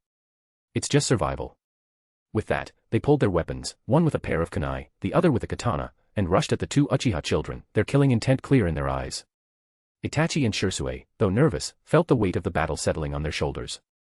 They could feel their sensei's eyes on them, watching closely. This was a test, a moment to prove themselves. Their grips tightened on their own kunai, and they readied themselves for the fight to come. The two AIM ninjas stood ready, weapons drawn, their eyes locked on Itachi and Shisui. Despite their beaten bodies, they were determined to fight with everything they had. After all, their survival, and the survival of their comrades and leader, depended on it. Itachi and Shisui, though nervous, activated their Sharingan, their crimson eyes spinning into life. Itachi's Sharingan showed a single tomo, while Shisui's eyes glinted with 3 tomo in each. Their breath was steady, but their nerves were unmistakable as they faced off against their older, more experienced opponents. The AIM ninja moved first, attacking in tandem, their movements sharp and precise despite their injuries. The one with the katana surged toward Shisui with a swift, powerful slash aimed at his chest, while the other rushed Itachi, striking with a flurry of kunai aimed at his vitals. Shisui barely managed to parry the katana strike with his kunai, but the force behind the blow sent a jarring shock through his arm. He grit his teeth, trying to hold his ground as the AIM ninja pressed the attack, raining down slashes and thrusts with deadly precision. Itachi, meanwhile, was forced to retreat under the relentless barrage of kunai from his opponent. He dodged and deflected as best as he could, but the AIM ninja's speed and experience were evident, and Itachi found himself struggling to keep up. Yahiko, Konan, and Nagato watched the battle unfold with growing concern. Their eyes darted between Itachi and Shisui, worry etched into their faces as they saw the two children on the back foot. Yahiko glanced over at Peter, unsure of whether they should intervene. "Is this really okay?" Yahiko asked nervously, his voice low but filled with unease. "They're just kids." Konan, her arms crossed tightly over her chest, bit her lip. "Should we step in?" she asked, her voice barely above a whisper. Her gaze was fixed on Itachi and Shisui, watching as they struggled to keep up with their opponents. "They're so young. What if they get hurt?" Nagato remained silent but nodded in agreement with his friends. His worry for the children was obvious. Peter, standing beside them, glanced over with a calm, reassuring smile. "They'll be fine," he said confidently. It's about time they faced a real challenge. Yahiko, Konan, and Nagato exchanged uncertain glances. They didn't want to argue, but the sight of Itachi and Shisui struggling made them feel uneasy. Konan frowned, her worry clear in her voice. "But what if they get seriously hurt?" Peter chuckled softly. "They might get a few scrapes and bruises, sure. But I won't let anything severe happen. Trust me, they need this." Though they still had their doubts, Yahiko, Nagato, and Konan turned their attention back to the fight, trusting that Peter wouldn't let the kids get hurt too badly. Meanwhile, the battle raged on. Shisui dodged another katana strike, sweat dripping down his forehead as he narrowly avoided the blade. His Sharingan spun faster, analyzing his opponent's movements. "I need to turn this around," he thought, his mind racing for a way to gain the upper hand. Itachi, on the other side, was still being pressed hard by the kunai-wielding AIM ninja. He was fast, but his opponent was faster. Every time Itachi tried to counter, the AIM ninja would slip out of reach, launching more kunai at him from different angles. Itachi felt the strain in his muscles, but he pushed through, his Sharingan locking onto the trajectory of the incoming attacks. Suddenly, Shisui saw his opening. The AIM ninja with the katana had overextended slightly on his last strike, leaving a small gap in his defense. Shisui moved quickly, slipping inside his opponent's guard. With a sharp twist, he disarmed the katana-wielding ninja, knocking the sword from his hands with a well-timed strike to the wrist. The AIM ninja's eyes widened in shock, but before he could recover, Shisui struck with a vicious elbow to the ribs, sending his opponent staggering back, coughing and clutching his side. Itachi, too, found his moment. His Sharingan picked up on the subtle movements of his opponent's hands, predicting the next volley of kunai before they were even thrown. He sidestepped the attack, dodging the kunai with ease, and closed the distance in a flash. His kunai flashed through the air, knocking his opponent's weapons out of his hands before driving a powerful kick into the man's chest. The aim ninja grunted in pain as he was sent sprawling to the ground, winded and disarmed. The tide had turned. Yahiko, Konan, and Nagato watched in awe as the two young Uchiha began to gain the upper hand. The tension in their shoulders eased slightly, though they still couldn't help but feel nervous for the kids. Shursue pressed his advantage, launching a barrage of strikes at his opponent, who struggled to keep up. The aim ninja, still clutching his injured side, was forced to defend with his bare hands as Shursue's attacks rained down on him. Itachi, meanwhile, moved with newfound confidence, his Sharingan allowing him to stay one step ahead of his opponent. He dodged and weaved through the aim ninja's desperate attempts to fight back, landing precise strikes that further weakened his foe. It wasn't long before the battle was decided. Both aim ninjas were on their knees, beaten and exhausted, barely able to stay upright. Shursue and Itachi stood over them, their chests heaving as they caught their breath, their kunai raised, ready to finish the fight. But just as Shursue and Itachi prepared to strike the final blow, Peter's voice cut through the rain. "That's enough," Peter said calmly, stepping forward. His tone was firm, yet gentle. "You don't need to kill them." Itachi and Shursue froze, their kunai still raised. They glanced at each other, then back at Peter, unsure of what to do. Peter smiled at them. "You've proven yourselves. There's no need to take their lives." Slowly, Itachi and Shursue lowered their weapons, stepping back from their defeated opponents. The two aim ninjas, their hopes crushed, slumped to the ground, their bodies trembling with exhaustion and despair. They had fought with everything they had, hoping to save their comrades and their leader, but in the end, they had failed. One of the defeated ninjas muttered under his breath, his voice filled with disbelief. "But, we lost." Peter shrugged, his expression nonchalant. "True, you lost. But I'm not disappointed in your performance. You fought well." He gestured toward the battlefield. "Take your comrades and go." The remaining aim ninja blinked in shock, unable to believe what they were hearing. "You're letting us go?" one of them asked, his voice shaking. Peter nodded. "Yeah. You're free to leave." The ninja hesitated for a moment before glancing over at the unconscious form of Hanzo, still lying motionless on the ground. "And Lord Hanzo?" he asked, his voice barely above a whisper. Peter sighed, glancing over at the fallen leader. "Sure, take him too," he said before adding, "but when he wakes up, make sure Hanzo knows this is his only chance. If we meet again and I don't like what I see, I won't be so forgiving next time." The two aim ninjas, overwhelmed with gratitude, immediately bowed deeply toward Peter. Thank you so much," they said in unison, their voices filled with relief. Without wasting any time, the two ninjas began to gather their unconscious comrades and their leader, preparing to leave the battlefield. It would take some time, as most of the aim forces were unconscious, but they worked quickly, desperate to get away. As they worked in the background, Peter walked over to Itachi and Shursue, who were still catching their breath after the hard-fought battle. He smiled warmly at them, his pride evident in his expression. "Well done, you two," he said, his voice filled with approval. "You've both come a long way." Shursue and Itachi, still breathing heavily, exchanged tired smiles. They were exhausted, but the sense of accomplishment filled them with a quiet pride. Before Peter could say more, Nagato, who had been watching the scene unfold in silence, stepped forward, his Rinnegan eyes gleaming in the rain. "I'm sorry to interrupt," Nagato began, his voice cautious, "but, what do you want with me?" Peter turned to face Nagato, a smile tugging at his lips. "I want your eyes." A/N, 3057 words, smiley face. Police car light give gemstone stones gemstone pleading face police car light. Backhand index pointing down don't forget to vote, backhand index pointing down. Chapter 713, C712 not yours. As the rain continued to fall, drenching the battlefield with a steady downpour, Peter's words seemed to hang in the air, their weight settling over Nagato and his comrades like a thick fog. "I want your eyes." For a moment, Nagato simply stood there, his body rigid with disbelief. His hands instinctively moved to his face, fingers brushing over his Rinnegan, as if trying to confirm that his eyes were still there. He stared at Peter, searching for any hint of deception in his expression. Could he possibly be serious? Yahiko and Konan were quick to react, both stepping forward to shield Nagato. Yahiko positioned himself directly in front of his friend, his posture defensive, while Konan's sharp eyes darted between Peter and Madara. Their bodies were tense, ready to spring into action at any moment. Yahiko was the first to speak, his voice wary and filled with suspicion. "What do you mean, you want his eyes?" he asked, his tone hardening. You saved us, but now you're asking for something like that. Why?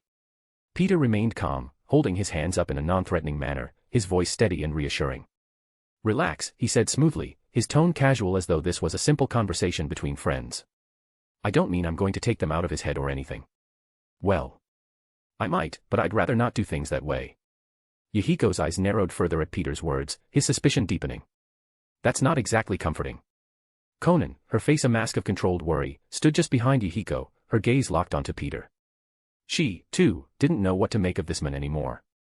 First, he saved her, healed her injuries, and now he was making outrageous claims about Nagato's Rinnegan. Nagato, for his part, remained frozen in place, his mind racing as he tried to process what was happening. Why did this stranger want his Rinnegan? What was the real reason behind this sudden demand? Peter, sensing their rising tension, took a deep breath and decided it was time to explain. Look, he began, his voice measured and calm. Nagato's Rinnegan, it doesn't actually belong to him. The three of them stared at Peter as though he had just sprouted a second head.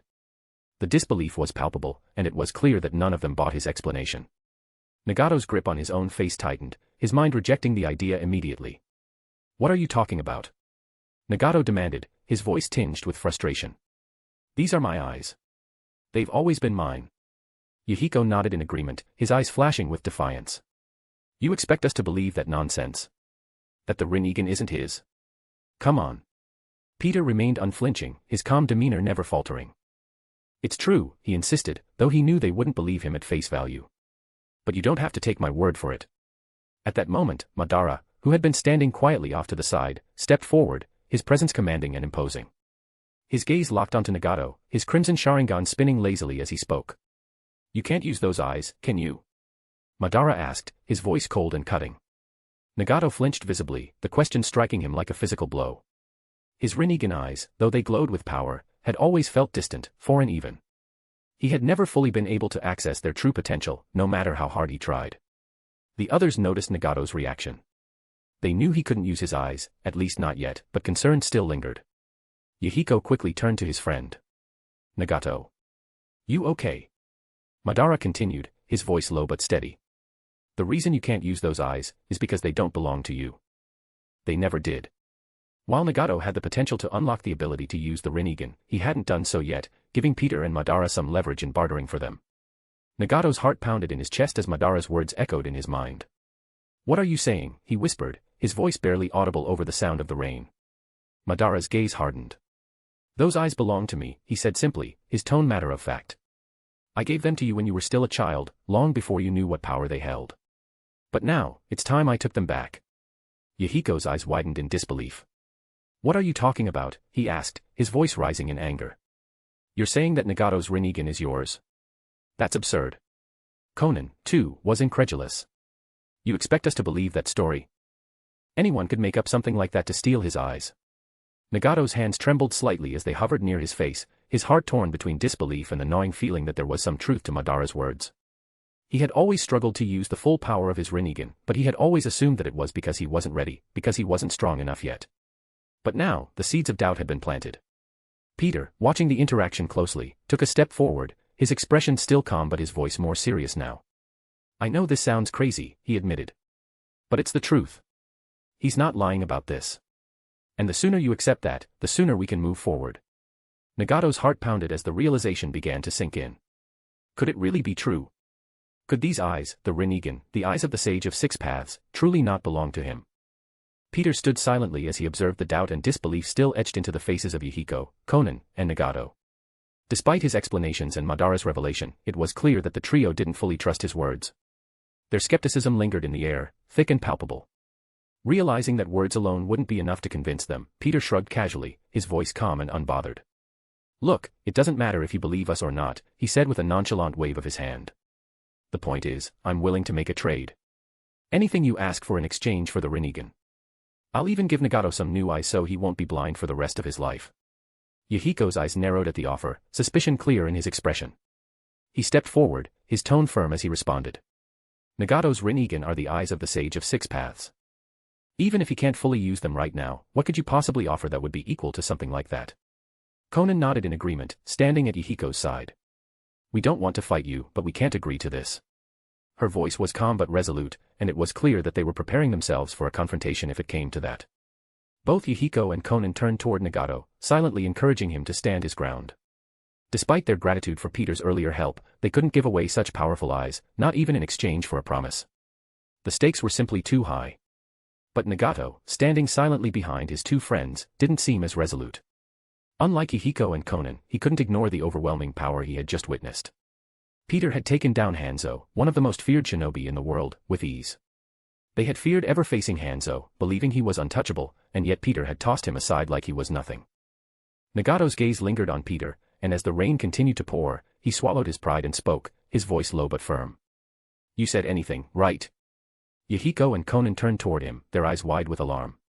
"Wait, Nagato," Yahiko began, his voice filled with concern, but Nagato cut him off, shaking his head. "Think about it, Yahiko," Nagato said, his voice tinged with a mix of exhaustion and acceptance. "We can't fight him. You saw what he did to Hanzo. He could kill us all if he wanted to." He turned to Peter, his eyes resolute. "If this is the only way to protect our dream, then so be it." Both Yahiko and Conan looked at Nagato with disbelief, their hearts sinking as they realized where this was headed. Conan stepped forward, her hand reaching out to Nagato. "You don't have to do this, Nagato. We'll protect you." But Nagato shook his head again, more firmly this time. "No," he said softly, his voice steady. "This is the only way." Yahiko and Conan remained silent, though the unease in their eyes was clear. Their mission, their goal of bringing peace to Omegakure, was everything to them. It was why they had formed the Akatsuki in the first place. The Rinnegan, while a powerful weapon, wasn't what they had fought for. It wasn't what truly mattered. Nagato turned his gaze back to Peter, his decision made. "As citizens of Omegakure, we've suffered through countless wars. We were orphaned by the Second Shinobi World War. Yahiko, Conan, and I created the Akatsuki to bring peace to our home, to stop Omegakure from constantly being caught in the crossfire of the great shinobi countries." His words were filled with a quiet determination as he looked Peter directly in the eyes. "If you can bring peace to my country, if you can fulfill the dream that we spent our entire lives fighting for, then I won't need the Rinnegan anymore. My goal will be accomplished, and I can live a normal, happy life with my friends, without the burden of war or violence hanging over us."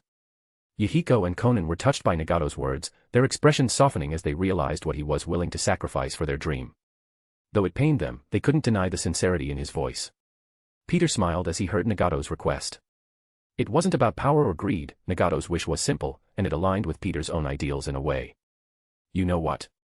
I like you," Peter said with a grin. "You've got a good heart." He nodded, his smile widening as he looked at Nagato with approval. "All right. I'll do it. I'll bring peace to Omegakure. You have my word." Nagato exhaled a breath he didn't realize he'd been holding, his heart lightening slightly as he heard Peter's agreement. Yahiko and Conan, though still wary, exchanged a look of quiet, skeptical hope. For the first time in a long while, there was a glimmer of hope for their future, a future without war. As long as Peter held up his end of the bargain, of course. But either way, the deal was made. A/N, 1,800 words, smiley face. Police car light give gemstone stones gemstone pleading face police car light. Backhand index pointing down don't forget to vote, backhand index pointing down.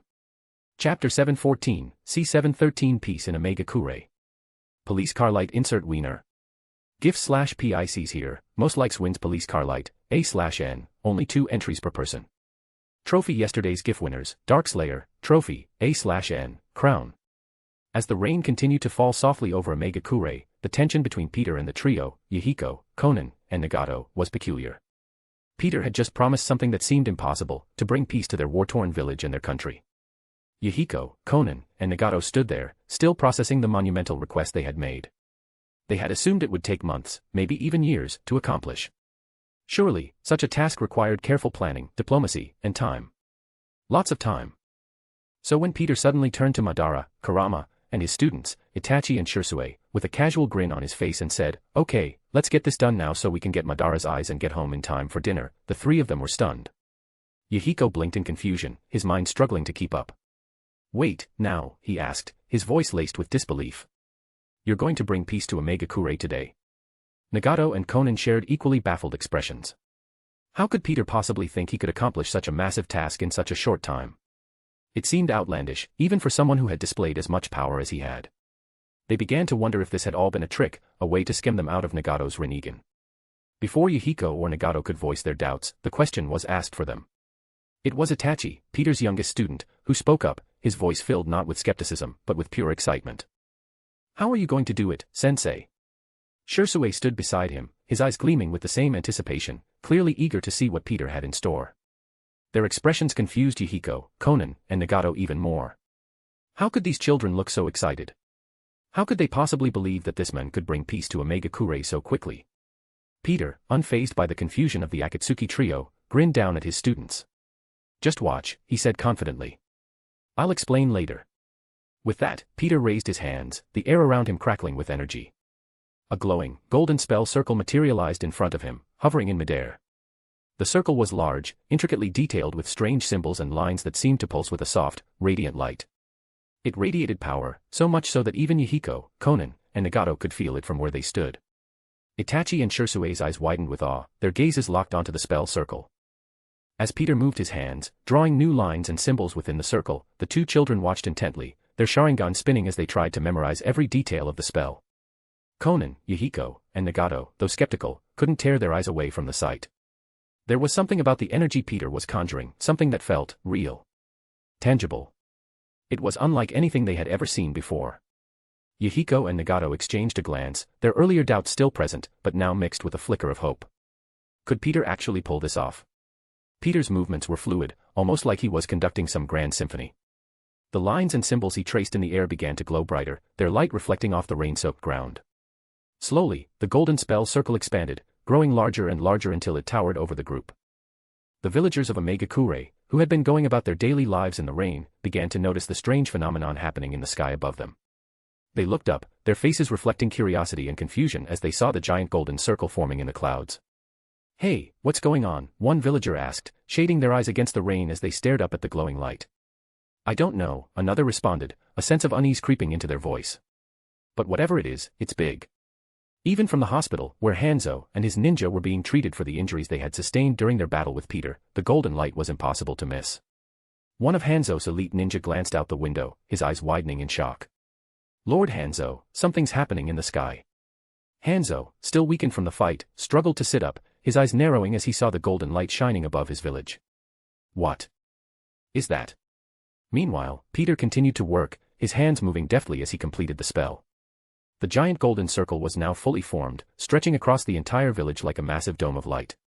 It hummed with energy, the symbols within it shifting and swirling like they were alive. Konan took a step forward, her breath catching in her throat. What is this?" she whispered, her eyes wide with wonder. Peter, hearing her question, turned his head slightly, a small, satisfied smile on his face. "It's a barrier," he explained simply, his voice calm yet commanding. "One that will protect this village from any outside threat. No more invasions, no more attacks. As long as this barrier stands, Omegakure will have peace." Yahiko's eyes widened, his heart pounding as he realized what Peter was doing. You're protecting the village?" Peter nodded. "That's right. This barrier will ensure that Omegakure won't be caught in the crossfire of the great shinobi nations anymore. No one will be able to enter this village with hostile intent. As of today, Omegakure is untouchable." Nagato, still staring up at the golden light in the sky, felt a wave of emotion wash over him. Could it really be this simple? Could peace truly come to Omegakure with just a wave of Peter's hand? "I don't believe it," Yahiko whispered, his voice barely audible. "Is it really possible?" Peter turned to face Yahiko and Nagato, his expression softening. "Believe it," he said. "I gave you my word, didn't I?" Yahiko, Konan, and Nagato could only watch in silence as the barrier settled into place, its glow illuminating their faces. They had spent their entire lives fighting for peace, and yet here it was, given to them in a matter of moments. Peter dusted his hands off as if the monumental task he had just completed was nothing more than an everyday chore. "All right," he said with a grin. "Now that the barrier is done, let's evict all the people with hostile intent who are already inside." The three leaders of the Akatsuki turned to Peter, confused by what he meant, but before they could ask, Peter casually snapped his fingers. Instantly, the golden barrier glowed brighter for a brief moment before a pulse of light shot out from it, spreading rapidly across the entire village like a wave of energy. It moved swiftly through the streets, illuminating every corner and alleyway as it passed, scanning the entire population of Omegakure. The villagers, already startled by the barrier's sudden appearance, now found themselves bathed in this strange light, unsure of what to make of it. "What's happening?" Yahiko muttered, his eyes wide as he watched the light sweep across the village. Nagato and Conan exchanged anxious glances, their hearts pounding in their chests. Was this part of Peter's plan? The light didn't seem to be harming anyone, but the sheer scale of it left them feeling uneasy. Conan's hands tightened into fists as she watched the spectacle unfold. The villagers, too, were growing more anxious by the second. Some looked up at the sky, shielding their eyes from the radiant glow, while others hurried indoors, seeking shelter from whatever mysterious force was now moving through their village. Is it dangerous? One villager asked nervously, his eyes darting around as the light passed over him. I don't know, another responded, her voice trembling slightly. But it's not hurting us, so maybe it's not an attack. The light continued to scan the entire village, moving over every building, every street, and every individual within a megakure. And just as suddenly as it had appeared, the pulse of light vanished, leaving behind nothing but the faint glow of the barrier overhead. For a brief moment, everything was still. The villagers looked around, confused and uncertain, their hearts pounding in their chests as they tried to make sense of what had just happened. But then, something strange began to occur. All around the village, seemingly out of nowhere, dozens of people began to vanish in flashes of light. One by one, they disappeared, some from within their homes, others from the streets, and a few even from the shadows where they had been hiding. The sudden disappearances sent shockwaves through the village, with those nearby staring in confusion and fear. What's happening? Where did they go? One villager cried out, his voice filled with panic as he saw his neighbor vanish before his very eyes. They just disappeared, another exclaimed, backing away in shock as the people around her began to blink out of existence. It didn't take long for the village to descend into chaos. People rushed through the streets, calling out for answers, unsure if they would be next. Mothers clutched their children close, and friends huddled together, their eyes darting around in fear. What is this? Conan whispered, her voice barely audible over the sound of the rain. Her heart raced as she watched more and more people vanish in the distance. Are they dying? Peter, sensing the fear in the air, turned to Conan with a calm smile. Don't worry, he said reassuringly. They're not dying. The barrier isn't harming anyone. Nagato stepped forward, his voice filled with urgency. Then, where are they going? What's happening to them? Peter turned his gaze to the horizon, where beyond the village walls, a group of people began to materialize in flashes of light. Take a look for yourselves, he said, pointing toward the group outside the barrier. Yahiko, Nagato, and Conan followed Peter's gesture, their eyes widening in disbelief as they saw the scene beyond the village. Outside the protective barrier, a large group of individuals had appeared, standing in confusion and panic as they tried, and failed, to re-enter a megakure. Yahiko's heart skipped a beat as he realized what was happening. Those people, they're outside the village. Nagato's Rinnegan flared, his eyes focusing on the figures beyond the barrier. But why? Peter chuckled softly, his voice carrying a hint of amusement. Those people you're seeing, he began, folding his arms casually over his chest. They're spies, assassins, criminals, all of them here in a megakure with ill intent. The barrier found them, scanned their minds, and then ejected them from the village. Conan's eyes widened in realization. You mean, the barrier can detect hostile intent? Peter nodded. Exactly. It's not just a wall of protection. It's smart. It can sense anyone inside the village with malicious intent, and if they don't belong here, well, they're evicted. Yahiko, still trying to process what was happening, turned to Peter in disbelief. You're telling me that all of those people were enemies of a megakure? Peter's expression darkened slightly, his eyes locking onto the group of individuals outside the barrier. That's right. Spies from other villages, hired assassins, wanted criminals. You'd be surprised how many people were hiding within your borders, waiting for the right moment to strike. Nagato clenched his fists, a wave of anger washing over him as he realized how deeply his village had been infiltrated. All this time, they were here, plotting against us. Peter's gaze remained fixed on the group outside the barrier, watching as they frantically tried to find a way back into the village. But no matter how hard they tried, the golden barrier remained impenetrable, keeping them locked out. The group of ejected individuals looked around in confusion, their panic growing with each passing second. Some of them tried to attack the barrier, launching jutsu and weapons at it, but their efforts were in vain. The barrier remained untouched, shimmering softly as it repelled every attack. Yahiko, Conan, and Nagato stood silently, watching the scene unfold. The sheer scale of what Peter had done, creating a barrier that not only protected a megakure but also purged it of its enemies, was beyond anything they could have imagined. Conan's voice was quiet as she spoke, her eyes still locked on the group outside the barrier. You really did it, she whispered, her voice filled with a mix of awe and disbelief. You've brought peace to a megakure. Peter turned to her with a small, satisfied smile. I told you I would. The trio of Akatsuki leaders exchanged glances, their hearts heavy with gratitude. For the first time in years, the constant threat of war and violence hanging over their village had been lifted. Peter had done what they had spent their entire lives fighting for, and he had done it in a single day. Peter clapped his hands together, breaking the moment of silence. "All right," he said with a grin, "now that we've cleaned house, it's time to settle the other matter." He turned to Madara, his expression growing more serious. "Let's get your eyes back." Yahiko, Conan, and Nagato stood quietly, still trying to process everything that had just happened. But one thing was clear, their village was safe, and the future they had dreamed of was finally within reach. A/N, 2207 words, smiley face. Police car light give gemstone stones gemstone pleading face police car light. Backhand index pointing down don't forget to vote, backhand index pointing down. Chapter 715, C714 New Eyes. The golden barrier glows softly above the village of Omega-Kure, keeping the outside world at bay. Peter stood at the center of it all, his gaze turning serious as he declared, "All right, it's time to give Madara's eyes back." Nagato tensed, his heart racing as Peter's words settled over him. His hands instinctively moved to his face, his fingers brushing over his Rinnegan as if trying to reassure himself that they were still there. The weight of what was about to happen, the loss of his eyes, the thing that had defined him for so long, made his stomach churn with uncertainty. Yahiko and Conan immediately moved closer to Nagato, their concern evident in their eyes. They could see the hesitation in his posture, the way his hands trembled slightly as they hovered near his face. Yahiko's voice was calm, but filled with concern as he spoke to his friend. "Nagato, you don't have to do this," he said gently, his eyes flickering to Peter and Madara, both of whom stood watching. "I know you made a deal, but if you're not sure, we can figure something out. We'll protect you, no matter what." Conan nodded in agreement, her hand resting lightly on Nagato's arm. "It's your choice, Nagato. If you don't want to give them the Rinnegan, then maybe we can give him something else." As if sensing his internal struggle, Peter's expression hardened slightly, his gaze shifting to Yahiko and Conan. "Nagato made a deal," Peter said, his tone firm. "And that deal has been fulfilled on my end. Now it's time for him to fulfill his end of the bargain." Conan's eyes narrowed, but she remained calm. "You said you would give him new eyes in return," she reminded Peter, her voice steady. "You won't leave him blind, right?" Peter nodded, his expression softening slightly as he addressed Conan's concern. "That's right," he said. "Once I get the Rinnegan, I'll give Nagato a new pair of eyes immediately. He won't be left in the dark."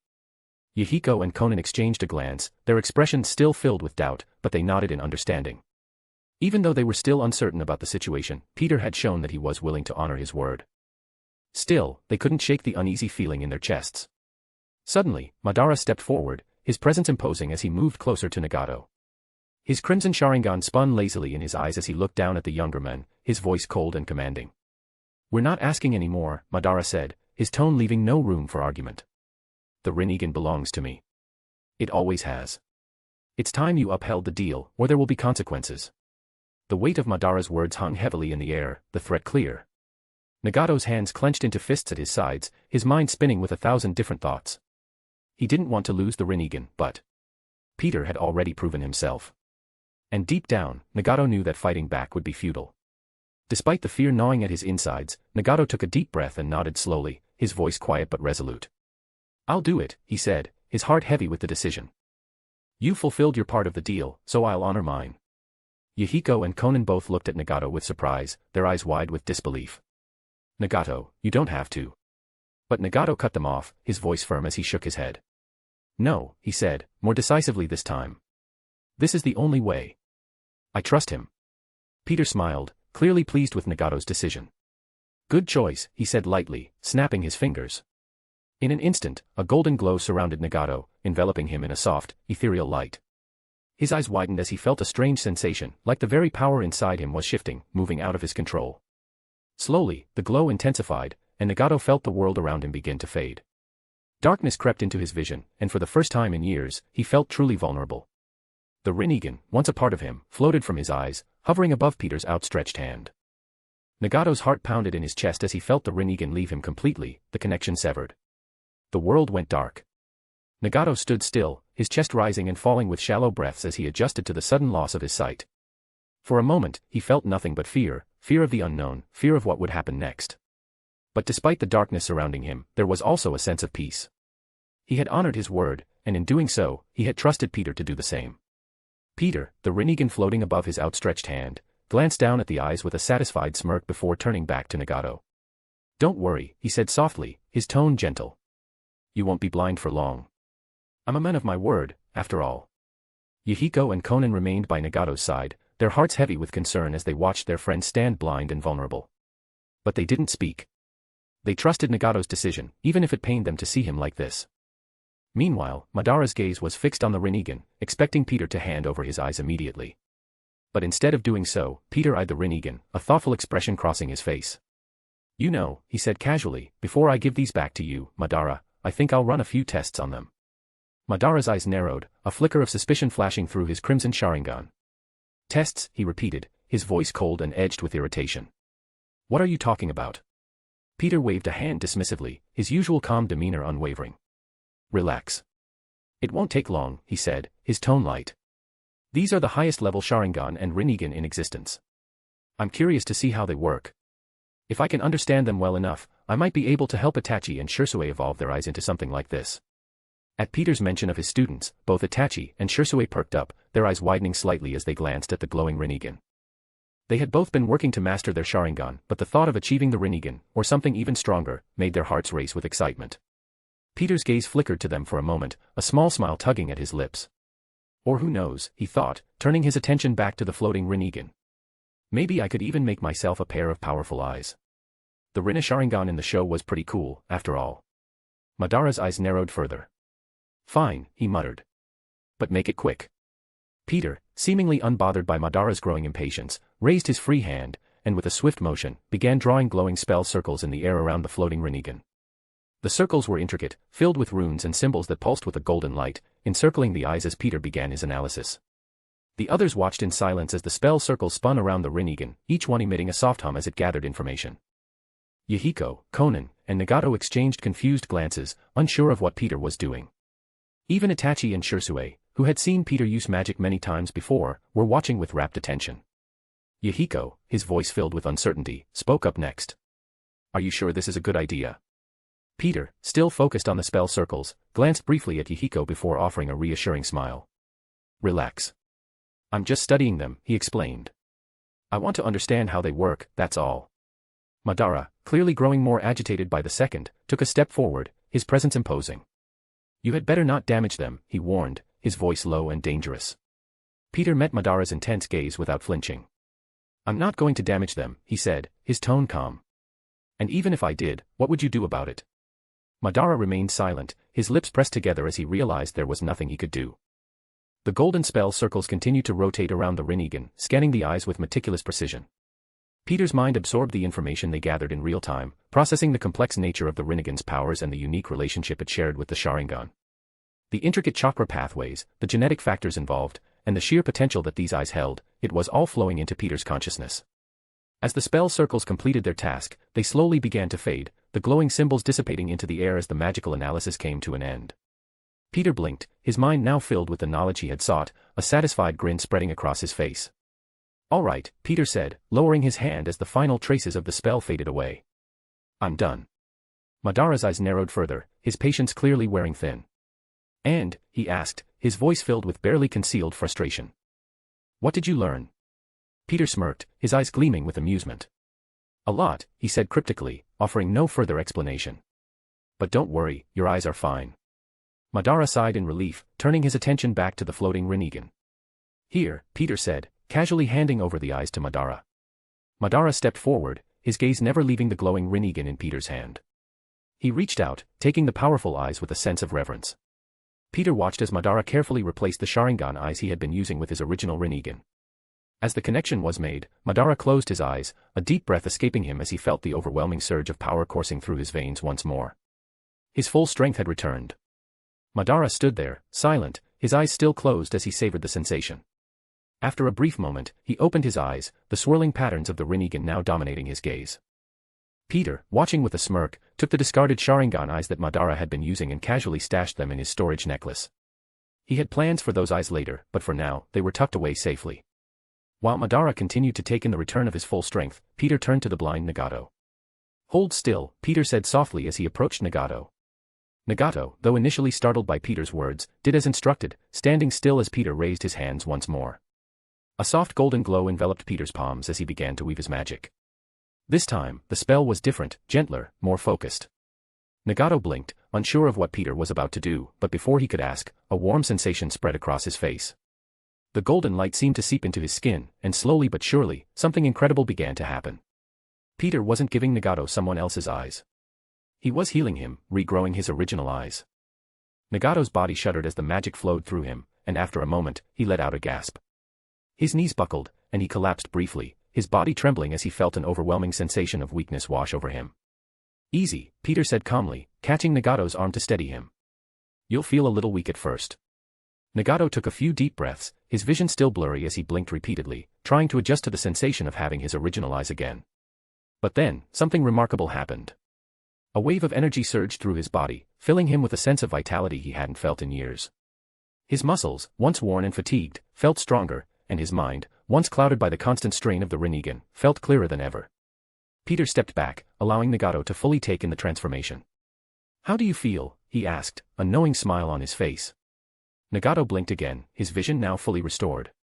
He glanced around, his eyes wide with disbelief as he took in the world with his own sight for the first time in what felt like an eternity. His body felt lighter, stronger. He hadn't realized just how much of a toll the Rinnegan had been taking on him until now. I feel. Nagato stammered, his voice filled with awe. "I feel amazing."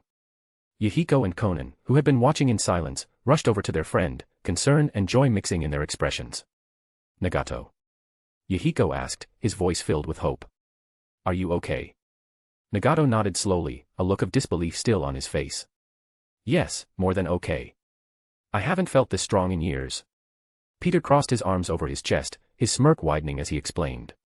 "You see, the Rinnegan wasn't yours, so your body was constantly fighting to sustain it. It was draining your stamina and chakra at an alarming rate. That's why you always felt so weak.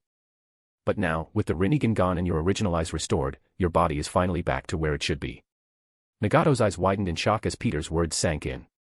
He had always assumed that the Rinnegan was the key to his power, the very thing that would someday make him strong. But in reality, it had been draining him this whole time. "I never realized." Nagato muttered, his voice trailing off. He glanced at his hands, clenching them into fists as he felt the strength surging through his body. Yahiko and Conan stood beside him, both of them smiling with relief and happiness. For a brief moment, the trio celebrated together, their hearts light with relief and hope for the future. Nagato was free from the burden of the Rinnegan, free from the constant drain on his body, free to live his life as he had always dreamed, peacefully on Omega-Kure. But just as they were beginning to smile and laugh, something changed. Nagato's body tensed suddenly, his eyes going wide with shock. A sharp, agonizing scream tore from his throat as he collapsed to the ground, clutching his head in pain. "Nagato!" Conan shouted, rushing to his side, her heart racing with fear. Yahiko knelt down beside him, his hands shaking as he tried to help his friend. "What's happening?" he cried out, his voice filled with panic. Nagato's eyes, now his original eyes, suddenly flashed a bright, unnatural blue, a light so intense it made Yahiko and Conan recoil in shock. A/N, 2,500 words, smiley face. Police car light give gemstone stones gemstone pleading face police car light. Backhand index pointing down don't forget to vote, backhand index pointing down. Chapter 716, C71510 Segan. Police car light insert Diddy GIF /PICs here, most likes wins police car light, A/N, only 2 entries per person. Trophy yesterday's GIF winners, Darkslayer, trophy, A/N, crown. As Nagato lay on the ground, clutching his head in pain, his body convulsing uncontrollably, Yahiko and Conan's panic grew by the second. The rain continued to pour down, mingling with their confusion and fear. Yahiko knelt beside his friend, his heart racing as he tried to understand what was happening. "Nagato!" Yahiko shouted, his voice hoarse with desperation. "What's going on? What's happening to you?" Conan knelt on the other side of Nagato, her arms wrapped around him as she tried to steady his trembling body.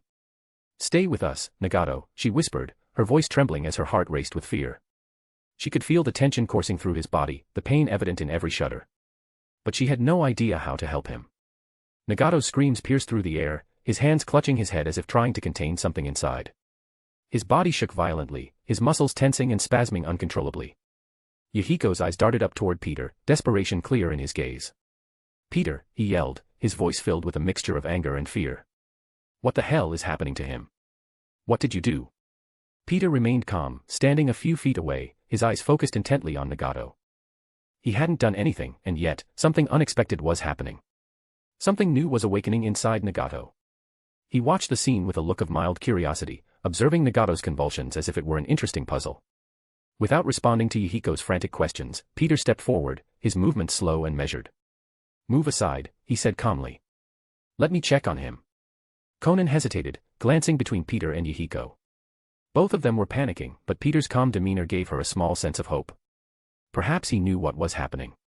Perhaps he could help. Reluctantly, she let go of Nagato and stepped back, allowing Peter to approach. Peter knelt beside Nagato, his eyes narrowing slightly as he raised his hand. A soft, golden light emanated from his palm, casting a gentle glow over Nagato's body. The rain glistened against the light, refracting in a halo around the two of them. Yahiko and Conan watched in tense silence, their hearts pounding as Peter began his diagnostic spell. The golden light scanned Nagato's body, starting with his head and moving down to his chest. The spell focused particularly on Nagato's eyes, which remained tightly shut, and Peter's expression shifted slightly as he took in the results of the scan. As the spell finished, Peter stood up, a surprised but satisfied expression crossing his face. "Well now," he muttered under his breath, "this is interesting." Yahiko, still frantic, took a step forward, his fists clenched tightly at his sides. "What's wrong with him?" he demanded, his voice trembling with a mixture of fear and frustration. "Is he going to be okay?" Peter glanced at Yahiko, a small smile playing at the corners of his lips. "He's not in any danger," Peter reassured them. "In fact, I'd say he's extremely lucky." Before Yahiko could ask what Peter meant, Nagato's body began to glow. A soft, faint blue light radiated from his skin, growing brighter with each passing moment. The air around them seemed to thrum with energy, and Yahiko and Conan took a step back in shock as the glow intensified. "Nagato." Conan whispered, her eyes wide as she watched the blue light envelop her friend. Nagato's eyes remained tightly shut, but the light continued to pulse around him, growing stronger and stronger until it became almost blinding. Yahiko and Conan shielded their eyes from the intensity of the glow, while Peter simply stood there, watching with interest. Then, with a sudden burst of light, Nagato's eyes snapped open. The blue light that filled the area was almost unbearable, causing everyone present, Yahiko, Conan, Peter's group, and even Madara, to shield their eyes for a moment. The sheer force of the light was overwhelming, as if it were a living, breathing entity all its own.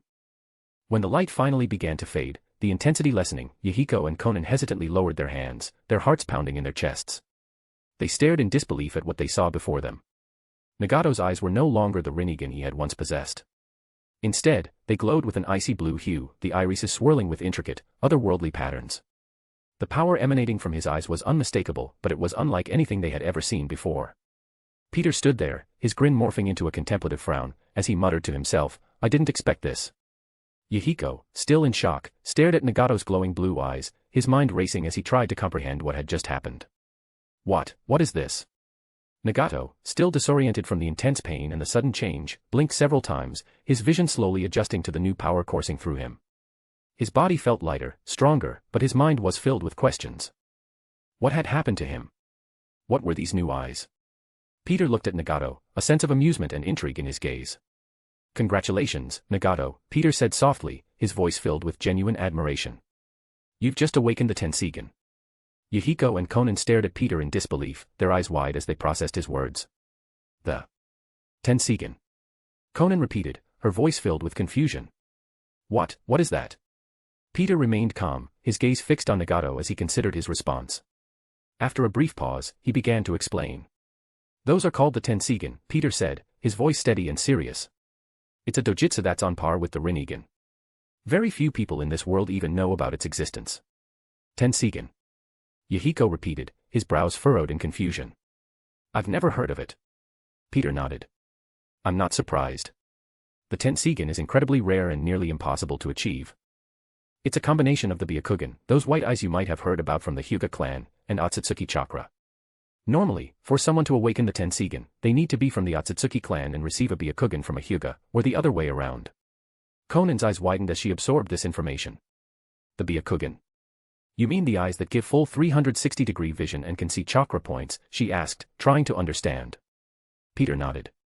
"Exactly. When combined with the right chakra, the Byakugan can evolve into the Tensigan, which grants not only Byakugan vision but also other abilities. Gravity control, quite similar to the Rinnegan's Deva path. Shikatsu Miyaku, the dead bone pulse of the Kagaya clan of Kirigakure. Tomagoroshi no Haikotso, the all-killing ash bones of Otsutsuki Kagaya. Upon contact, the target will disintegrate into ash. There may be other abilities as well." Peter thought, but he wasn't sure. Yahiko and Conan exchanged a glance, their worry for Nagato clear in their eyes. "But how is that possible?" Yahiko asked, his voice tinged with disbelief. Nagato's not a member of the Hyuga clan. How could he have unlocked something like this? Peter's brow furrowed in thought. That's the part I'm still trying to figure out, he admitted. For someone like Nagato to awaken the Tensigen, it shouldn't be possible unless there's something we don't know about his heritage. Nagato, who had been silent as he adjusted to the overwhelming sensation of his new eyes, finally spoke, his voice quiet but filled with curiosity. My heritage, he echoed, his gaze lifting toward Peter, though his eyes were still filled with uncertainty. What do you mean? Peter sighed softly, crossing his arms as he considered the possibilities. The Tensigen requires a connection to both the Otsutsuki and the Hyuga, he explained. You already have Otsutsuki chakra, that much is clear from possessing Madara's Rinnegan. But the Byakugan is supposed to be the key. It's possible that one of your parents was a Hyuga, and you never knew.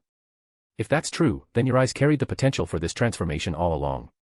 Nagato blinked in surprise, his mind reeling with the implications. His heart raced as he considered what Peter was saying. A Hyuga, he murmured, his voice filled with disbelief. But I've always been an orphan. I never knew my parents.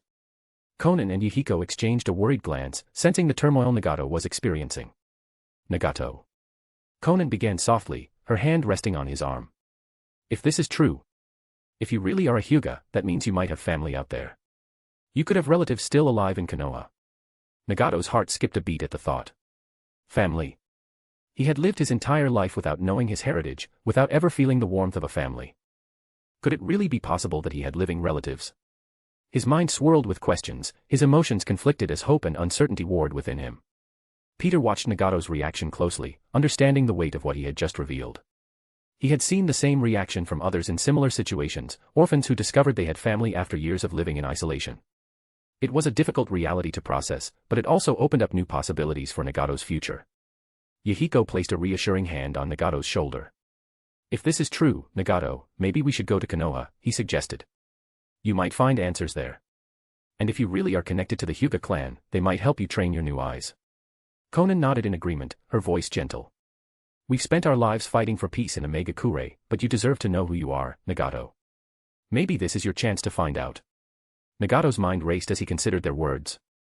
For so long, he had defined himself by the pain and suffering of his past.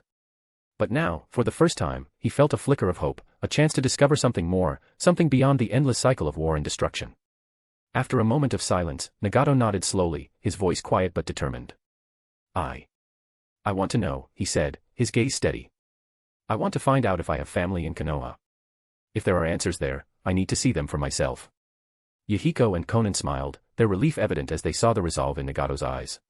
Despite the uncertainty that lay ahead, they knew this was a step Nagato needed to take. Peter, watching the scene unfold, grinned slightly. Well, it looks like we've got a plan, he said with a wave of his hand, opening a golden portal. Konoha it is. A/N, 1,900 words, smiley face. Police car light give gemstone stones gemstone pleading face police car light. Backhand index pointing down don't forget to vote, backhand index pointing down. Chapter 717, C716 Niji. As the golden portal swirled open at the gates of Konoha, Peter stepped out first, followed closely by Madara, Kurama, his students, Itachi and Shursue, and finally Yahiko, Konan, and Nagato. The warm, afternoon sun bathed the village in a peaceful light, casting long shadows as it filtered through the trees.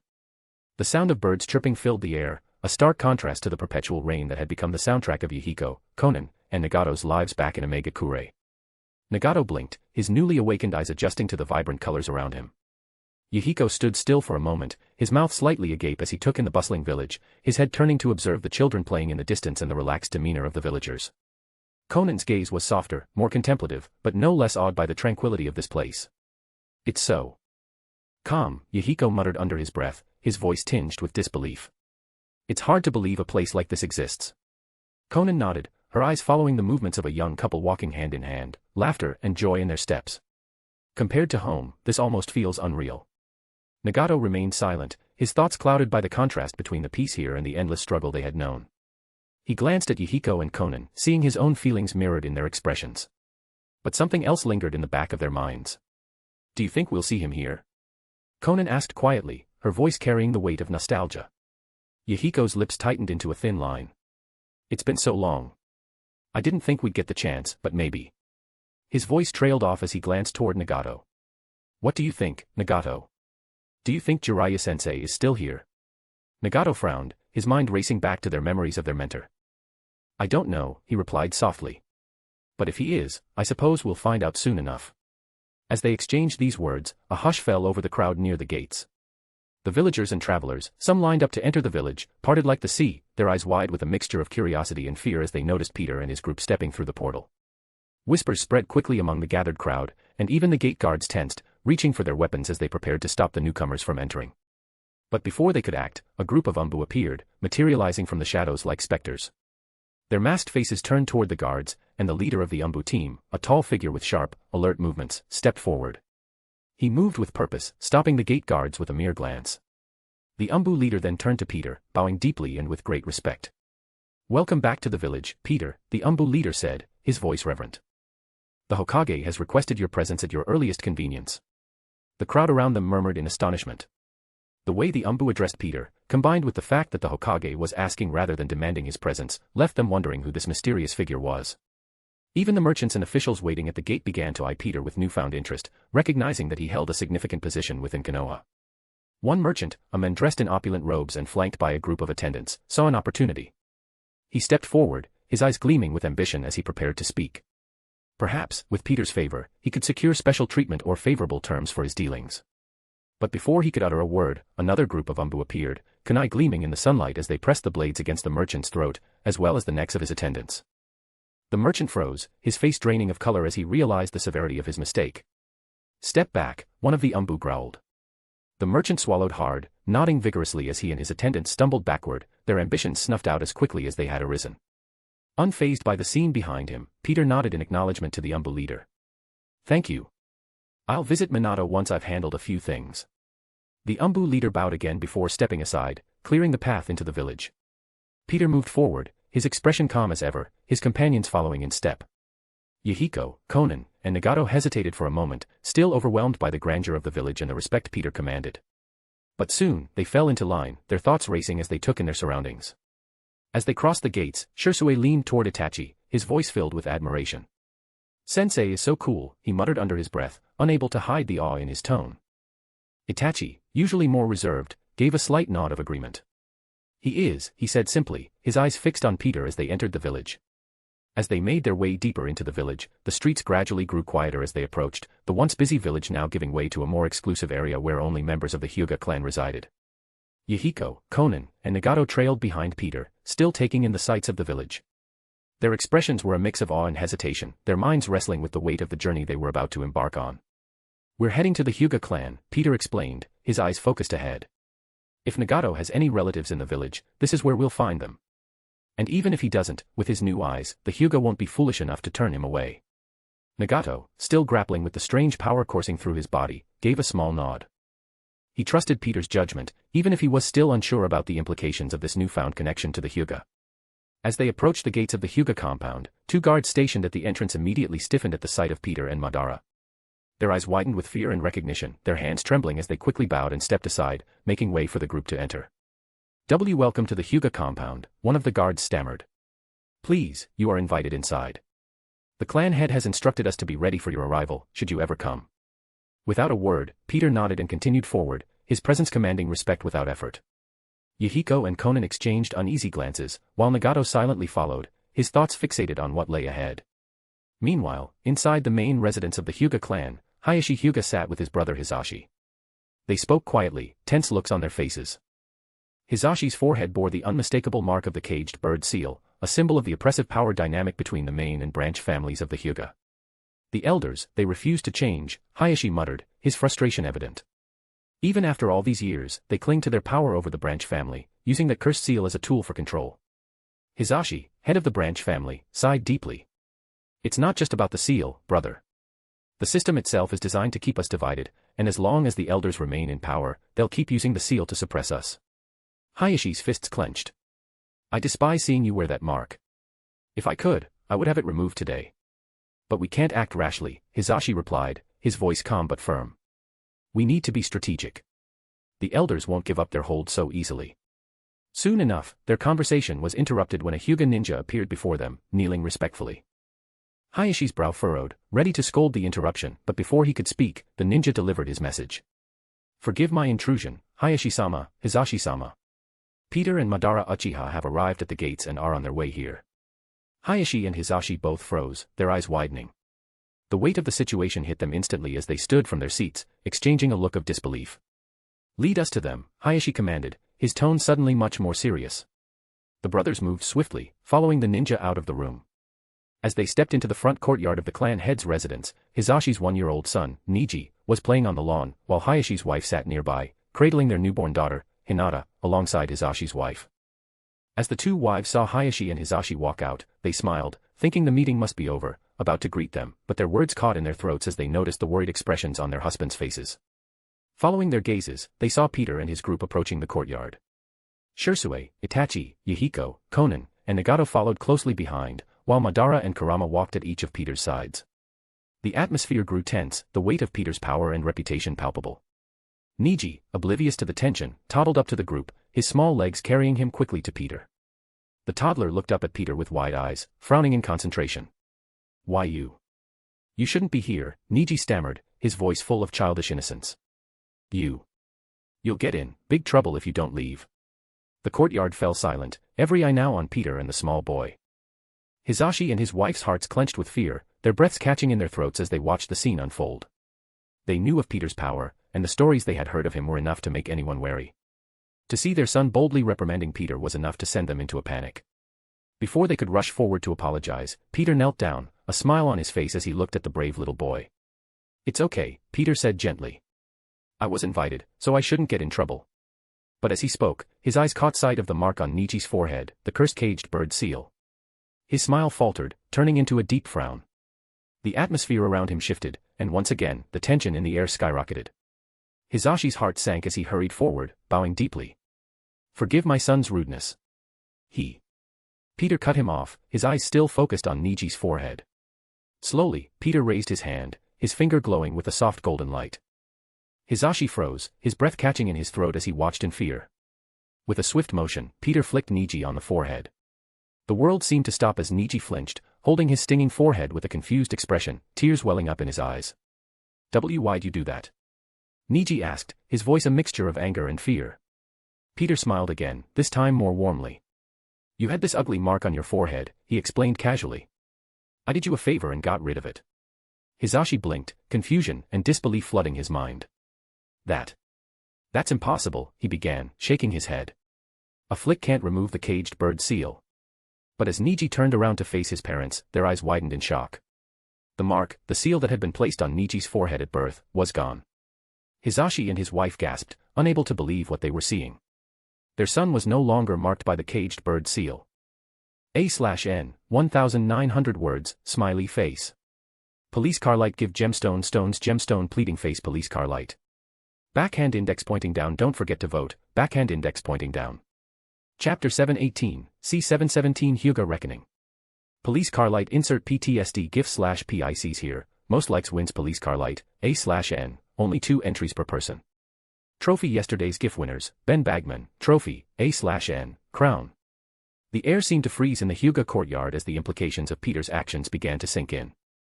Hisashi knelt in stunned silence, his hands trembling as he reached out to touch his son's forehead. The cursed seal, the mark that had bound his family for generations, was gone. His wife, still in shock, wrapped her arms around Niji, pulling him close as tears streamed down her face. "Thank you. Thank you," she sobbed, her voice breaking as she held Niji tightly. Hisashi, overwhelmed with emotion, just stared at his son in shock. Niji, still too young to fully understand the weight of what had just happened, stood there with wide eyes, looking up at Peter in awe. He could feel the tears from his parents' faces dampening him as they continued to embrace him. Hayashi and his wife watched the scene unfold, their emotions a mix of happiness and worry. They were genuinely relieved for Hisashi and his family, but a looming sense of dread gnawed at the back of Hayashi's mind. As much as Peter's actions had brought a sense of hope, the political reality of the Hyuga clan was far more complicated. The elders. If they found out about this, they wouldn't sit idly by. They might even force Niji to endure the cursed seal again. Hayashi's wife shifted nervously beside him, her hand reaching for his. "Hayashi," she whispered, her voice filled with concern. "What will the elders say? You know they won't allow this." Hayashi's expression darkened, his gaze flickering toward the entrance to the courtyard. "I know. And we won't have to wait long to find out. They're already here." As if summoned by Hayashi's words, a group of 5 elderly Hyuga men and women in ornate robes entered the courtyard. Their expressions were stern, their movements deliberate as they made their way toward Peter and the others. Hayashi's stomach tightened at the sight of them, knowing all too well what their presence meant. These people were the true power behind the Hyuga clan, elders whose influence extended far beyond his title as clan head. They had the authority to overrule his decisions, and in most cases, they acted as the final word on all matters. The elders approached, their eyes scanning the courtyard with cold precision. Though they were outwardly respectful, Hayashi could sense the discomfort in their expressions. They didn't want Peter here, and they certainly didn't want him meddling in the affairs of the Hyuga clan. But they weren't foolish enough to cross him directly. Even they understood that Peter held the power to destroy the Hyuga if he so wished. One of the eldest, a stern-looking man with a long white beard, took a step forward, his eyes narrowing as he noticed Hisashi and his wife on their knees before Peter. His lips curled in disdain, assuming the worst. "Have you offended our guest?" the elder demanded, his voice sharp. "Why are you groveling like that?" Before either Hisashi or his wife could respond, the elder formed a hand seal, his fingers moving in a practiced motion. "If you've disrespected Peter, I'll have to remind you of your place." Without warning, the cursed seal on Hisashi's forehead activated, followed by his wife's. Both of them screamed in pain, clutching their heads as the familiar, agonizing sensation tore through their minds.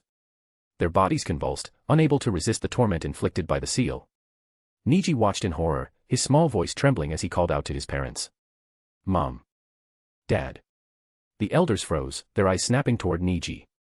It was then they realized the boy wasn't writhing in pain alongside his parents. He stood there, untouched, his eyes wide with panic.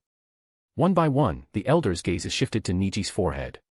Where the cursed seal should have been, there was nothing. The mark had vanished.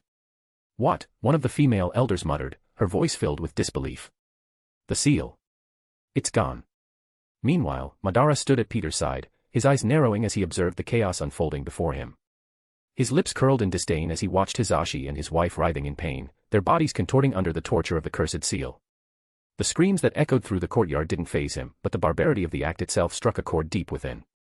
"How barbaric," Madara muttered under his breath, his voice dripping with contempt. "Even in my time, the Uchiha never stooped to something like this. And our eyes are worth far more than some pathetic Byakugan." His sneer deepened as he cast a cold glance at the 5 elders. The elders, now fixated on Niji's unmarked forehead, turned livid.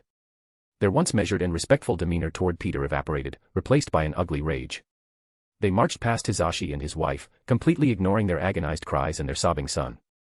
The child's pleas fell on deaf ears as the elders stormed up to Hayashi and his wife, their faces twisted with fury. "Hayashi! How dare you remove the seal from Niji?" one of the elders spat, their voice filled with venom. "Do you think you're above the traditions of this clan? How could you do something so reckless?" The others joined in, their voices rising in anger as they berated Hayashi and his wife, forgetting entirely about Peter and his group in their outrage. Hayashi stood there, silent and seething, his fists trembling at his sides as he watched his brother and sister-in-law writhing in pain. The desire to strike down the elders where they stood gnawed at him, but he knew he couldn't act on it. As much as he wanted to end this nightmare, his position as clan head was tenuous, and the elders held too much power. "They'll die if you hold the seal any longer," Hayashi finally said through gritted teeth, his voice straining to maintain calm. "Please, release them." One of the elders sneered, their lips curling into a cold smile. "Why should we care if they die?" he asked, his tone dripping with malice. "They aren't from the main family. Their lives are insignificant." Hayashi's fists clenched tighter, his knuckles white as he fought to keep control. He could feel his blood boiling, his restraint thinning with every passing second. The casual cruelty with which they dismissed his brother's life was almost too much to bear. His body shook, his eyes burning with a barely contained rage. Just as Hayashi was about to snap, a soft voice cut through the tense air. "How unsightly." The words were spoken calmly, but they carried a weight that instantly silenced the courtyard. Everyone turned their eyes to Peter, who had begun walking toward Hisashi and his wife. The elders, mistaking Peter's comment for disdain toward the suffering couple, exchanged smirks and sneered. "We apologize, Peter," one of the elders said, chuckling, "for showing you such an unsightly pair. If you wish, you can end them yourself. After all, they're only from the branch family. Their lives don't matter." Peter's steps didn't falter as he reached Niji, who stood beside his parents with tears and snot streaming down his face. Kneeling down, Peter gently patted the boy's head, his gaze softening as he looked at the crying child. Niji looked up at Peter, his small voice trembling as he begged, "Please, help my mom and dad. Please." Peter smiled warmly at the boy. "Sure," he replied softly. Then, his eyes shifted back to the elders, and the warmth disappeared, replaced by a cold, unyielding glare that froze them in place. I wasn't talking about them, Peter said, his voice low and dangerous. I was talking about you. The smirks on the elders' faces vanished in an instant, replaced by fear. Peter's gaze alone was enough to make them tremble, and for the first time, they seemed to fully grasp the gravity of the situation. Peter then turned back to Niji, his expression softening once more. Don't worry, he reassured the boy. They'll be fine. With a simple snap of his fingers, golden light flared briefly around Hisashi and his wife. In an instant, the cursed seals on their foreheads vanished, the pain dissipating as quickly as it had come. Both of them let out relieved sighs, their bodies relaxing as they collapsed to the ground, unconscious but alive. Niji's eyes widened in disbelief as he watched his parents' pain vanish before his eyes. He rushed forward, tears streaming down his face as he hugged them both. Mom. Dad. Peter stood, watching the reunion with a soft smile. They'll be fine, he said quietly. They just need to rest. The elders, who had been reduced to trembling silence, now stood frozen, too afraid to move. Peter's glare bore down on them. Despite the fear that choked her voice, one of the elders managed to stammer out, You can't do this. This is Hyuga clan business. It's our law. Peter scoffed, his voice dripping with disdain. Your law, huh? He crossed his arms, a dark smirk tugging at his lips. You know, I don't think I like the Hyuga clan. Beside Peter, a low chuckle rumbled as Kurama stirred. Should we exterminate them? The nine-tailed fox growled, his sharp fangs glinting. His question hung in the air like a threat, his gaze locked on the elders, clearly enjoying this. Madara, who had been watching the scene with cold amusement, smirked, his voice laced with dark satisfaction. For once, I agree with the furball. Kurama's growl rumbled louder at the name, his fiery eyes flickering with annoyance, but he didn't bother to respond. Instead, he kept his attention fixed on the elders, savoring their growing fear. Hearing the words, exterminate, and sensing the lethal intent in the air, Hayashi stepped forward quickly, his face pale but determined. He dropped to one knee, his head bowed as he begged, Please, spare my clan. Punish the elders if you must, but don't destroy the Hyuga. The elders, hearing Hayashi's desperate plea, turned on him instantly, their fear giving way to anger. Hayashi, you coward, one spat. How dare you throw us to the wolves? You are supposed to protect the clan. Peter watched the exchange with a flicker of amusement in his eyes. When Hayashi looked up, Peter could see the calculation behind his request. He wasn't just trying to save his clan, he was using this opportunity to rid himself of the elders, something Peter found himself willing to facilitate. Peter nodded slowly, his voice casual as he said, All right, but if I'm going to help you pull some weeds, I might as well pull them all. The elders paled, their fear returning tenfold. They scrambled to their knees, begging Peter for mercy.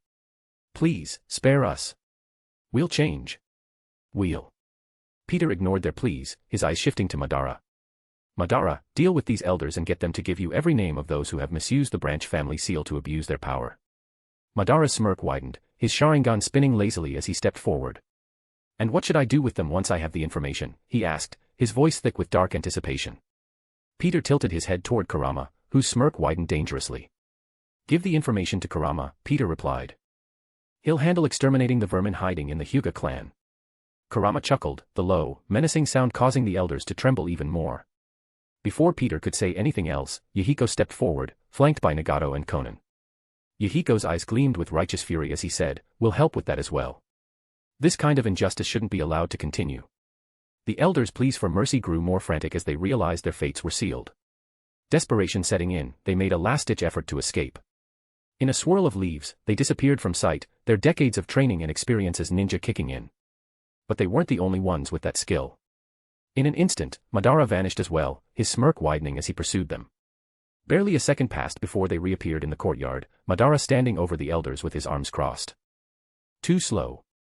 The once proud Hyuga leaders lay on the ground, their legs broken, their anguished screams echoing just as loudly as Hisashi's had moments earlier. Peter sighed, kneeling down to shield Niji's eyes from the sight. No need to scar the kid, he muttered, shooing Madara away. Take them somewhere else. Madara rolled his eyes, his tone dry. I killed my first man at his age, he said, clearly unbothered. But, seeing Peter's look, he complied without further complaint. He gathered the screaming elders, disappearing with them once more.